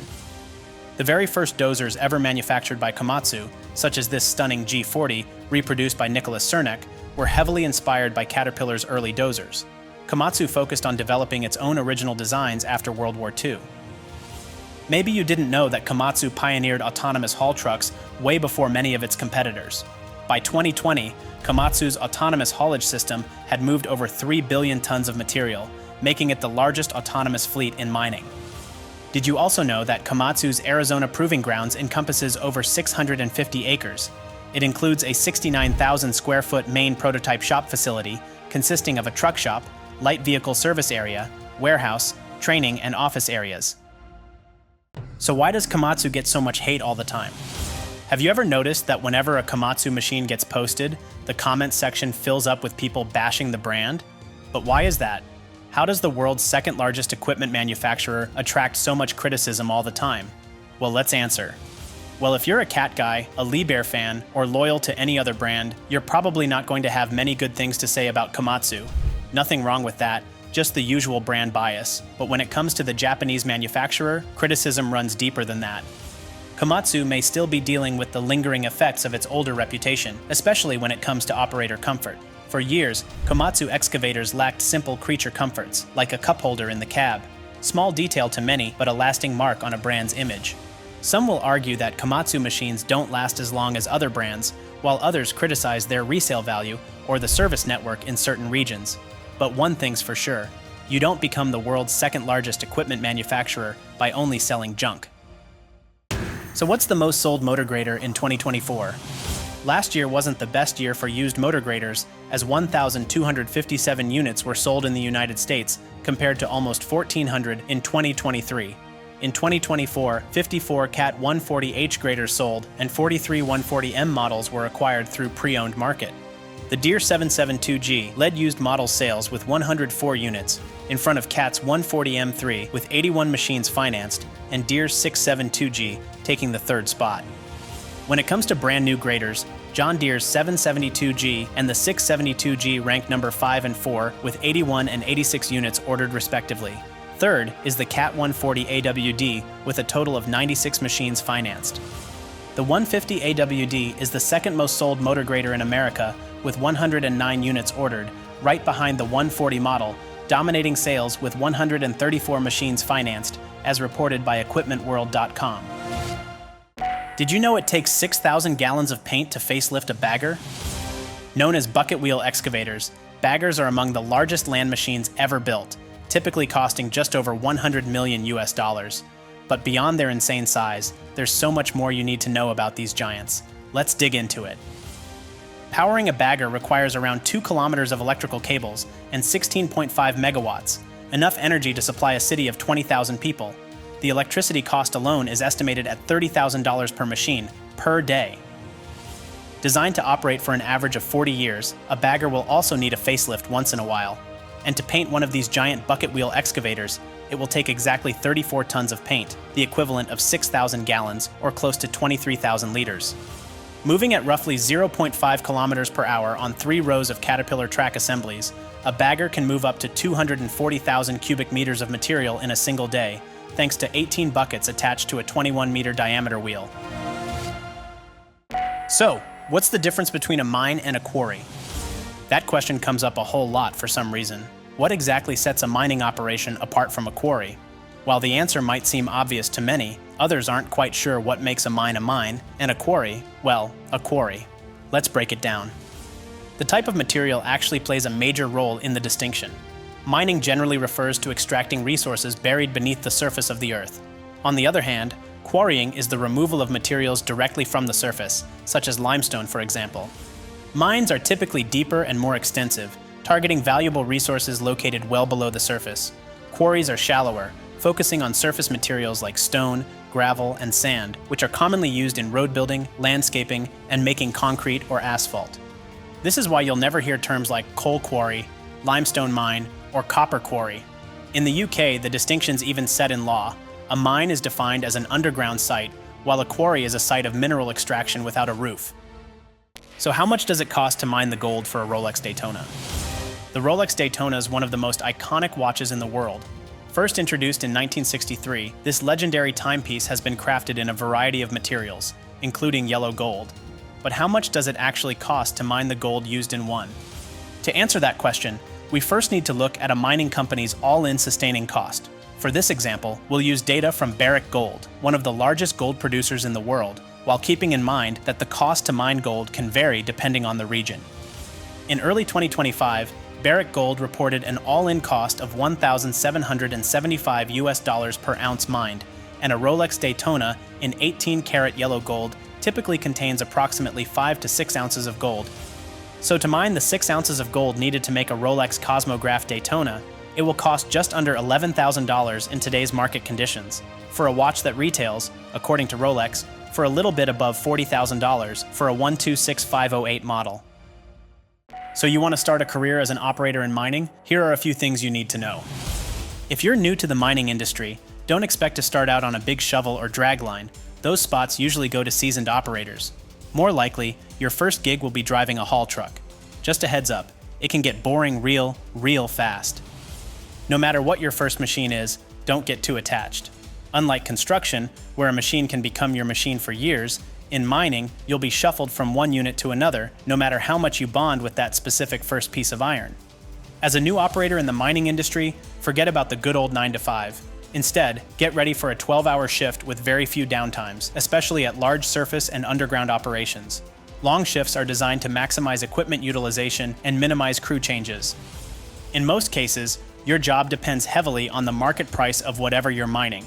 In many regions, job security is shaky at best. It's not uncommon to show up for work on a Monday, only to be told that the entire project is shutting down indefinitely. So why do certain mines choose rope shovels while others rely on hydraulic shovels? Here's a question that gets asked quite a lot. Why do some mining companies choose electric rope shovels like a 4100 for some operations, while others go for hydraulic shovels like this one? Well, there are a few factors involved, so let's get into it. The lifespan of a mine is the first clear deciding factor. Rope shovels' high cost and long service life make them less efficient for short-term use. In shorter life mines, say around 10 years, hydraulic machines are usually cheaper and far more practical. Beyond the availability of electric power in remote areas, performance at the face is key. In low faces, hydraulics excel and often outload a cable shovel with their speed and mobility. In higher faces, the superior reach and power of a cable machine take the advantage. Material type and selectivity further shape the decision. Hydraulic shovels are much better at separating or benching different materials, while rope shovels dominate in bulk loading where conditions are consistent and volume is the priority. So what's your personal favorite? This is the story of railway giant CSX. Founded in 1980 by the merger of Chessie System and Seaboard Coastline Industries, CSX moved its first cars of freight in 1986 after CSX Transportation was formed, marking the creation of a unified railroad system serving much of the eastern U.S. Designed to compete with railroad giant Norfolk Southern, CSX acquired major parts of Conrail in 1999. The company mainly hauls intermodal containers, coal, chemicals, or automobiles in 23 eastern states, D.C., and Canada. Operating an average of 1,800 trains per day, CSX moves over 3.5 million carloads of products and raw materials annually. The company also maintains a fleet of approximately 51,000 freight cars and over 3,500 locomotives. Running over 20,000 miles of track, railway giant CSX generates an average of $14 billion per year with a workforce made of over 20,000 people. The company's motto? How tomorrow moves. This is the story of railway giant Norfolk Southern. Founded on June 1, 1982, Norfolk Southern emerged after the merger of Norfolk and Western Railway with the Southern Railway, combining the latter's extensive southeastern network with Norfolk and Western's stronghold in the Appalachian coalfields. Designed to become one of the largest rail systems in the United States, Norfolk Southern, headquartered in Atlanta, Georgia, expanded further in 1999 by acquiring a portion of Conrail, growing its impressive network to over 19,000 miles of track dedicated to freight transportation. With 3 self-operated terminals in Ohio and Virginia, Norfolk Southern owns 3,200 locomotives and 40,000 freight cars and employs close to 20,000 workers, making it one of the 5 biggest railroad operators in North America. Each year, Norfolk Southern Railway handles a volume of approximately 7 million carloads, moving a wide range of goods including coal, intermodal containers, automotive products, and chemicals. On average, the publicly traded company generates $12 billion in revenue. This is one of the greatest success stories to come out of Kentucky. Born in 1955, R.J. Corman quickly developed a fascination with trains. At just 11 years old, he began working on railroad tracks, and by his early 20s, he was repairing derailments with a single backhoe. But what started as a side hustle quickly grew into something far bigger. In 1973, the R.J. Corman Railroad Group was founded and quickly grew into a multifaceted rail empire, offering everything from short-line operations and emergency derailment response to coal transport and even dinner trains. Known for his relentless work ethic, Corman became a beloved and larger-than-life figure in Kentucky. Despite being diagnosed with multiple myeloma in 2001, he continued building the company and even pursued a passion for aviation and horse breeding. In 2013, R.J. Corman passed away, leaving behind one of the most respected names in the railroad industry. The company generates over $300 million in revenue every year on average, with a presence across more than a dozen states. Legend. This is the story of European mining giant Boliden. Boliden was established in 1924 after the discovery of rich mineral deposits near the village of Boliden in Sweden. The ore body discovered would soon become the Boliden mine, and eventually, Europe's largest and richest gold mine. Post-war, the company expanded its operations, and by the early 1950s, Boliden's diversification allowed the firm to become one of Europe's top mining companies with a portfolio including copper, gold, zinc, lead, and silver assets. In 1968, Boliden opened the Aitik mine, a gigantic copper operation still known today as Sweden's supermine. In the 1970s and 1980s, the company grew internationally through joint ventures and new acquisitions. Despite facing numerous challenges throughout the 1990s, Boliden has emerged as one of Europe's leading metal producers. Today, it operates 10 major assets, including significant underground and surface mining operations like Kevitsa, Garpenberg, and Tara. This is the story of one of the world's most iconic mining towns. Officially founded in 1883 after important mineral deposits were discovered by German immigrant Charles Rasp, Broken Hill quickly became a major mining hub and gave birth 2 years later to Broken Hill Proprietary Company, a name you might recognize today as BHP. Known as a key battleground for workers' rights and fair wages, Broken Hill contributed to the development of Australia's trade union movement and helped shaping some of the most important national labor and social laws from the early 1900s. Mining sustained Broken Hill's economy through the first half of the 20th century, but as its richest ore bodies were depleted, output declined, leaving behind a dramatically reshaped landscape and an uncertain future as we approached the 2000s. As BHP shifted its focus to other operations, it ended all mining in Broken Hill by 1991. The New South Wales town transitioned toward tourism and renewable energy, while also becoming a notable filming location for iconic movies like Mad Max 2. This is the story of Freeport-McMoRan. Freeport-McMoRan traces its origins back to 1912 with the formation of the Freeport Sulphur Company. The firm initially focused on sulfur mining at Bryan Mound Salt Dome along the Gulf Coast of the United States and established the town of Freeport, Texas as a result.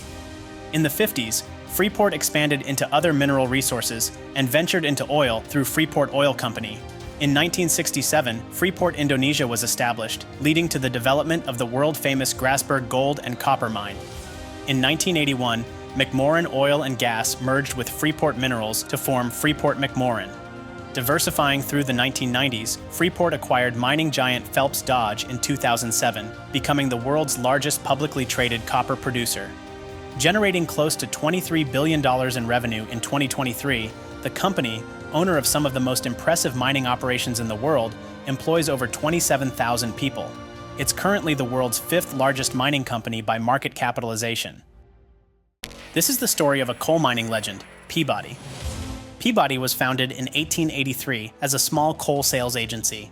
By the early 20th century, it expanded into mining operations, supplying coal to industries and railroads, and by the 1920s, it had become one of America's leading coal companies. Peabody quickly grew by acquiring mines and signing utility contracts. By the 60s, it was the largest U.S. coal company. Acquired by Kennecott Copper in 1968, it later spun off and expanded west into Wyoming's Powder River Basin.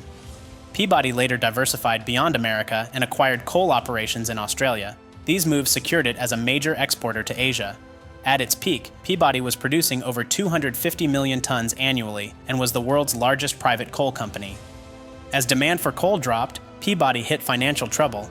Crushed by debt and low prices, it filed Chapter 11 in 2016, but later restructured. Today, it still runs mines in the US and Australia, a pure symbol of coal's rise and decline. This is the story of Whitehaven, one of Australia's major coal miners. Founded in 1999 in New South Wales, Australia, Whitehaven Coal began as a small independent miner.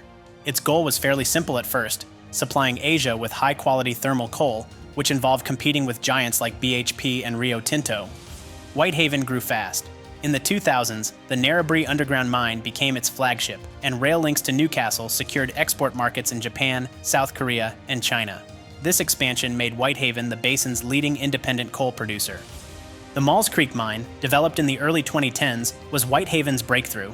Opened in 2015 despite protests, it became one of Australia's largest new coal projects. The mine transformed Whitehaven into a major global exporter, doubling its scale. Today, the largest independent coal producer in New South Wales, Whitehaven exports millions of tons each year. With new metallurgical coal mines like Daunia and Blackwater in Queensland, the company is now focused on moving further into steelmaking markets. Environmentalists really hate this place. This is why. The Belchatow coal mine is a gigantic open-pit operation located in Lodz, Poland. Opened in 1981, the lignite mine, which sits on a crazy amount of reserves, is the largest open-cast operation in Poland and one of Europe's most important mines. Owned by Polish Energy Group, the oversized coal mine is made of 2 operating pits, Belchatow and Sherkow. The Greenfield project feeds the adjacent Belchatow power plant, known to be more than 5 times the size of an average European power plant. More than 300 meters in depth, the Belchatow mine produces an average of 40 million tons of brown coal per year. Total reserves are estimated at about 1 billion tons, with recoverable reserves estimated at 570 million tons. About 6 square miles in size, the entire Belchatow operation, which includes the power plant, employs up to 4,500 workers. Constantly facing protest from environmentalists, the lignite operation is set to run until 2040. Welcome to Buenavista del Cobre, Mexico's largest mining operation. Located in the state of Sonora, Buenavista del Cobre is the largest mining operation in Mexico.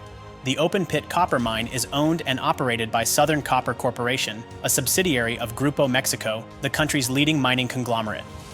Holding some of the largest copper reserves in the world, Buenavista del Cobre opened in 1899, making it the oldest operating copper mine in North America. It shifted from underground to open-pit mining in the 1940s, and it was acquired by Grupo Mexico in 1990. Each year, the gigantic Buenavista del Cobre operation produces well over 400,000 tons of copper, with a short-term target set at 600,000 tons per annum, making it the top copper-producing mine in the country. With around 3,000 employees, Buenavista del Cobre is on track to become the world's third-largest copper mine. It's expected to operate until 2050, with 4 billion tons of proven and probable sulfide ore grading 0.421% copper. Listen to these crazy facts about the world's largest copper mine. Owned by BHP, the Escondida mine sits in Chile's Atacama Desert, the driest non-polar desert on Earth, with less than 1 millimeter of annual rainfall. These extreme conditions lead to intense heat during the day and frigid temperatures at night. The gigantic Escondida mine accounts for approximately 5% of the world's total copper production, with an average of 1.1 million metric tons being generated every year. The operation represents around 20% of the country's total exports. The Escondida mine consumes more water than a city with a population of 400,000. To address water scarcity in the region, one of the largest desalination plants in the world was built in 2017 to process 2,500 liters of water per second. Employing over 10,000 people directly and indirectly, the stunning Escondida operation spans an area of over 17,000 hectares, roughly 42,000 acres, making it one of the largest mining complexes in the world. So would you work there? Let me know in the comments. Did you ever wonder what China's biggest coal mine looks like? Here we go. Located in Inner Mongolia, the Hairwusu mine is China's largest coal mining operation. Opened in 2008 after a $1 billion investment, the mine covers more than 67 square kilometers, roughly 26 square miles. According to recent data, Hairwusu holds an estimated 1.73 billion tons of low-sulfur steam coal. The site is designed to produce around 20 million tons of coal per annum and is expected to remain in operation for the next 70 to 79 years.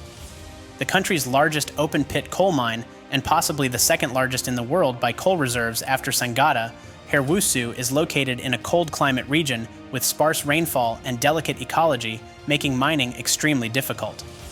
Owned by China Shenhua Energy, the giant Hairwusu coal mine is advancing fast in automation through the deployment of fleets of unmanned haul trucks, specifically Komatsu 930E models, as part of a large-scale modernization initiative. So Europe's coal era is vanishing country by country, right? On June 24th, Ireland became the 15th coal-free country in Europe, having ended coal power generation at its 915-megawatt Moneypoint coal plant in County Clare. As Ireland generates a lot more renewable energy, coal burning is no longer such an urgent need. But what's going to happen to the infrastructure? Originally commissioned in the mid-1980s, Moneypoint will now function as a backup oil burner until 2029, as reported by European medias. No longer active in the wholesale electricity market, Ireland's Moneypoint is one of many coal plants across Europe that have recently shut down. The UK closed its final coal-fired power stations in September 2024, following in the footsteps of countries like Belgium, which ended coal power generation as early as 2016. Under the European Green Deal, the Union aims to eliminate virtually all coal by 2040, with leading nations planning coal exits by 2030 in pursuit of climate neutrality by 2050. This is the story of one of the biggest failed mining projects ever. The Pascua-Lama project was first proposed in the 1990s as one of the highest altitude mining complexes ever attempted. The mine was supposed to extract gold, silver, and copper from the Chile-Argentina border region, where deposits were exceptionally rich. Sitting 17,000 feet above sea level and developed by mining giant Barrick Gold, the Pascua-Lama mine was a highly controversial project that originally required to remove 3 glaciers to access the ore. And that's how problems really began. Despite the challenges, construction officially started in 2009, with an expected completion in 2013. However, it wouldn't take long for a Chilean court to suspend construction due to environmental damage. In 2018, Chile's environmental authority revoked the permit and 2 years later, Barrick Gold officially abandoned the Pascua Lama project. Originally budgeted at $3 billion, costs eventually ballooned to $8.5 billion before construction was halted. You think you work at a big coal mine? Wait till you see this. 3.6 billion tons of thermal coal.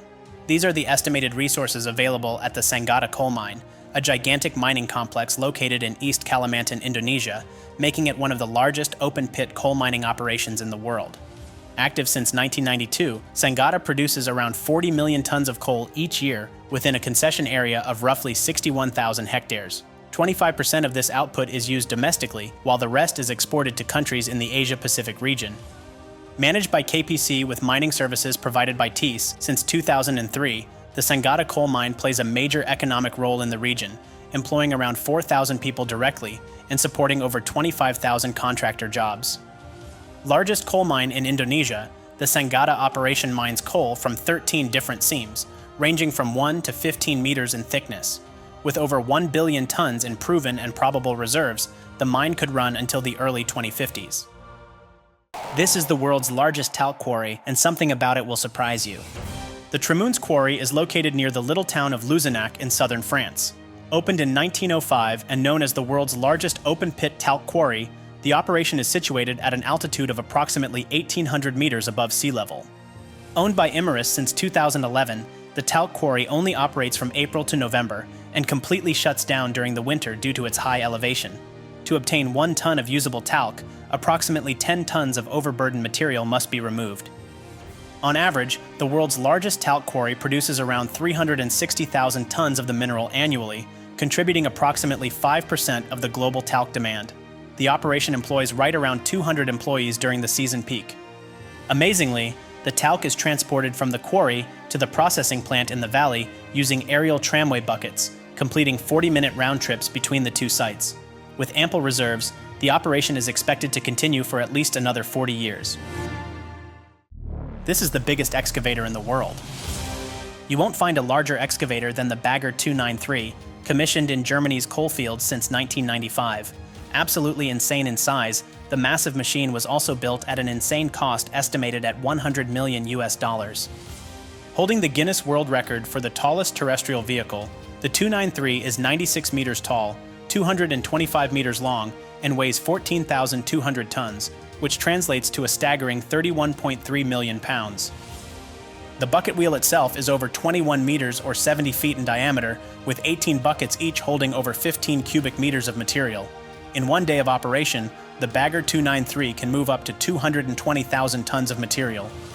Powered by an external power source providing 16.56 megawatts, the 293 requires a crew of 5 workers, which doesn't sound like a lot for a machine of this size, right? So who got a chance to see the Bagger in person? Let me know in the comments. Remember when they used to make cool-ass trucks like these? In the mid-1990s, Swedish manufacturer Volvo released the C-Series articulated dump trucks, including models that would become major references in the industry. We're obviously talking about the classic A25C and A35C units. As per designation, the A25C was designed with a payload capacity of 25 tons. Able to haul up to 18 cubic yards, the 6x6 truck was powered by a TD73 power plant rated at 250 horsepower. Much larger offering able to haul 35 tons of material, the A35C was powered by an in-house TD122 engine developing 360 horsepower. The lineup also included the A30C and A40C models. Replaced by the D-Series in the early 2000s, the long-retired C-Series remains one of the most iconic lines of articulated dump trucks ever produced, not just by Volvo, but by any manufacturer. Safe to call these classics, right? Did you know that, on March 15, 2004, Hitachi officially announced the completion of the biggest excavator ever produced by the machinery brand? This machine was the 800-ton ultra-size EX8000 model, one of the biggest hydraulic excavators ever. With an operating weight estimated at 780 tons, the EX8000 monster exceeded the operating weight and loading shovel bucket capacity of the EX5500 by 270 tons and 13 cubic meters, respectively. A massive difference. Developed as a response to the growing size of dump trucks designed to reduce costs at mines, the first EX8000 prototype was shipped to Canada for intense field testing from October 2004. The giant excavator entered full production shortly after.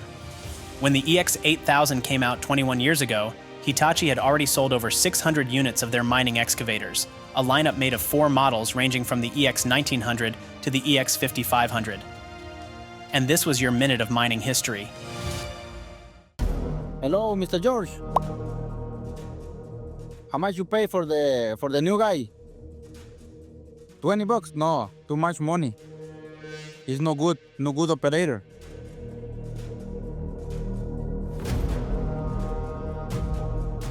I've seen all kinds of dumb in my life. Little dumb, big dumb, everyday dumb. Even my own brand of dumb or yours. But then there's the elite tier of dumb. The kind that comes with a shiny badge. And this, my friend, is peak dumb.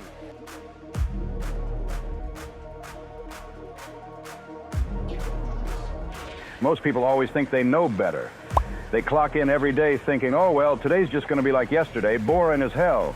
But one day you show up on the job and things are different. Things are not like yesterday, and next thing you know, today is your last day. And hopefully just the last day on that job and not on Earth. Let me show you what Could this be one of the greatest diesel engine series ever made? In 1994, aiming to grow its off-highway engine business, Detroit Diesel partnered with MTU Friedrichshafen to develop the next generation of high-speed diesel engines, including the Series 4000, mainly crafted for mining operations. With power plants rated between 1,500 and 4,000 horsepower, MTU's 4000 series quickly gained a strong reputation in the mining industry and became a strong competitor to Cummins' successful line of industrial engines, the QSK series. Manufactured in Aiken County, South Carolina, the Series 4000 engine powers countless flagship equipment, including early models of the Liebherr 9800 excavator, as well as all mining trucks in the company's current lineup, including the T284. Drawing on decades of expertise from Detroit Diesel, MTU's Series 4000 stands as a premier choice for heavy-duty, continuous use in the mining industry. With more than 30,000 engines in operation globally, the series has become a trusted standard worldwide. So what do you guys think of this brand new Volvo articulated truck? Made for the wild, that's how Volvo describes the brand new A50, announced a couple of days ago. Unveiled just a few weeks away from Bauma trade fair in Germany, the new articulated dump truck is a one-of-a-kind piece of iron. You already guessed it, the A50 comes with a payload capacity of 50 short tons. It now fills the gap between the new A45 and Volvo's largest offering in the articulated dump truck segment, the A60H. But what's so special about this new 50 model? The A50 features a fully hydraulic suspension, a concept Volvo has perfected, making it the only articulated hauler to use this technology. Additionally, it introduces an entirely new class of machine to the Volvo ADT lineup. Rated at 516 horsepower through a trusty D16J engine, the Volvo A50 comes with all the onboard technology you can think of and is said to deliver unbeatable off-road performance. So what do you think of this new puppy? Any opinion yet? These are the craziest bulldozers ever. Even though it never officially pushed any dirt, the Italian-made Acco Super Dozer is the largest and most powerful tracked bulldozer ever made, with a weight of 183 tons and a power output rated at 1,350 horsepower. Built in the late 1970s by manufacturer Balderson for Russell & Sons, the big dude was an enormous Caterpillar D9G dozer outfitted with a colossal 40-foot blade, engineered specifically for reclaiming spoil piles in Kansas coal mines.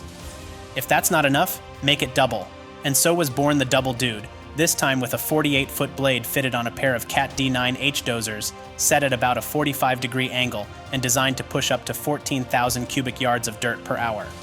It's unlikely we'll ever see anything as crazy as Marvin Heemeyer's creation, who built in about 18 months of pure war machine out of a Komatsu dozer, and who decided, on June 4, 2004, to take his piece of art for a little ride in the streets of Granby, Colorado. These are the most insane motor graders ever. The Acco Super Grader is by far the largest grader ever built. Rated at 1,700 horsepower through 2 diesel engines, the monster machine manufactured in 1980 carried a 33-foot blade, weighed 200 tons, and had a total of 12 tires. The XCMG GR5505 is a 535 horsepower beast with a weight of 74 metric tons and a 23-foot blade. Selling for $700,000 US new, this machine was designed to compete with the following beast. This is the largest and the most successful grader in this class, the Caterpillar 24. Released in 1995, this grader is equipped with a 24-foot blade and develops 535 horsepower. Over 1,000 units have been sold in 30 years. It took 700 horsepower to move the 200,000-pound Champion 100T, also known as the largest production grader ever. Also carrying a 24-foot blade, the Champion was originally introduced in 1975 and production stopped in 1989. Is Furukawa slowly becoming the new Atlas Copco? Clearly not as well known as Atlas Copco in the United States, Furukawa is a pure staple in Japan, with the brand producing all sorts of drilling equipment for mining and quarry operations since 1875, almost 150 years ago. Known as FRD, standing for Furukawa Rock Drill Company, Furukawa commands approximately 40% of the Japanese market for hydraulic breakers and leads with a 65% share in the Japanese market for hydraulic crawler drills. Furukawa is also recognized as one of the top 3 manufacturers worldwide in the drill jumbo segment, a position supported by the company's substantial domestic market shares and a strong international presence in the underground mining industry. With growing recognition beyond Japan, Furukawa is poised to become an even more prominent force in the rock drill industry in the next few years. So don't be surprised if these gray and blue machines become increasingly common in construction, quarry, and mining operations worldwide. You have no idea how pivotal this machine is in the history of mining. In the late 1960s, manufacturer Poclane released the EC-1000, a 150-ton excavator equipped with a 10-cubic-yard bucket. While this doesn't sound that impressive today, this was enough to break records as we approach the 70s. The 1000 wasn't just a powerhouse of hydraulics, it was a direct challenge to cable excavator manufacturers. Their fears proved well-founded, as by the end of the decade, hydraulic excavators had almost eliminated cable-driven models from the market. While the EC-1000 was a commercial flop, Poclane remained confident in the future of large hydraulic excavators and developed the 170-ton M1, a more reliable 900-horsepower machine produced from 1975 to 1980. Poclane upgraded the excavator to the M2 version the same year, this time powered by 2 Cummins engines developing a total of over 1,000 horsepower. The 1000 project was abandoned in 1986 after a total of 58 units were produced. This is the story of Big Brutus, the biggest shovel still in existence. It took exactly 11 months, starting from June 1962, to build the gigantic Bucyrus Erie 1850B, most commonly known as Big Brutus. Retired exactly 50 years ago, the machine remains to this day the world's largest shovel in existence. A total of 150 railroad cars were required to ship every component from Milwaukee to Hallowell, Kansas. A crew of 52 men was needed to assemble the machine, completed in June 1963. It entered service shortly after. 160 feet tall, Big Brutus had a weight of 11 million pounds, the equivalent of 5,000 metric tons. It was equipped with a 90 cubic yard bucket and was able to move up to 150 tons of material in a single scoop. Built for $6.5 million, Big Brutus was retired in 1974 after becoming too expensive to run and too expensive to move. It was later donated by P&M to become the centerpiece of a mining museum, which opened to the public in 1985. Did you know this cool story about East Manufacturing? East Manufacturing was founded in 1968 in Randolph, Ohio. The same year, the company delivered its first aluminum trailer to Tom Shields, East's first customer, with one motto: innovate to outperform and outlast the competition. And it worked. Originally designed to haul coal, East trailers quickly evolved as demand for lightweight transportation increased. By the 1980s, East Manufacturing was offering refuse trailers and platforms, including flatbeds and drop decks, to serve a broader range of industries. Implementing computer-aided design from the 1990s to optimize trailer strength and material usage, East gradually expanded to a facility spanning over 100 acres with approximately 600,000 square feet of manufacturing and warehouse space. In 2008, East repurchased Tom Shields' original aluminum dump trailer, which was still in operation. Thanks to regular cleaning and refurbishment over the years, the trailer remained in excellent condition, with the original welds intact and no need for rebuilding.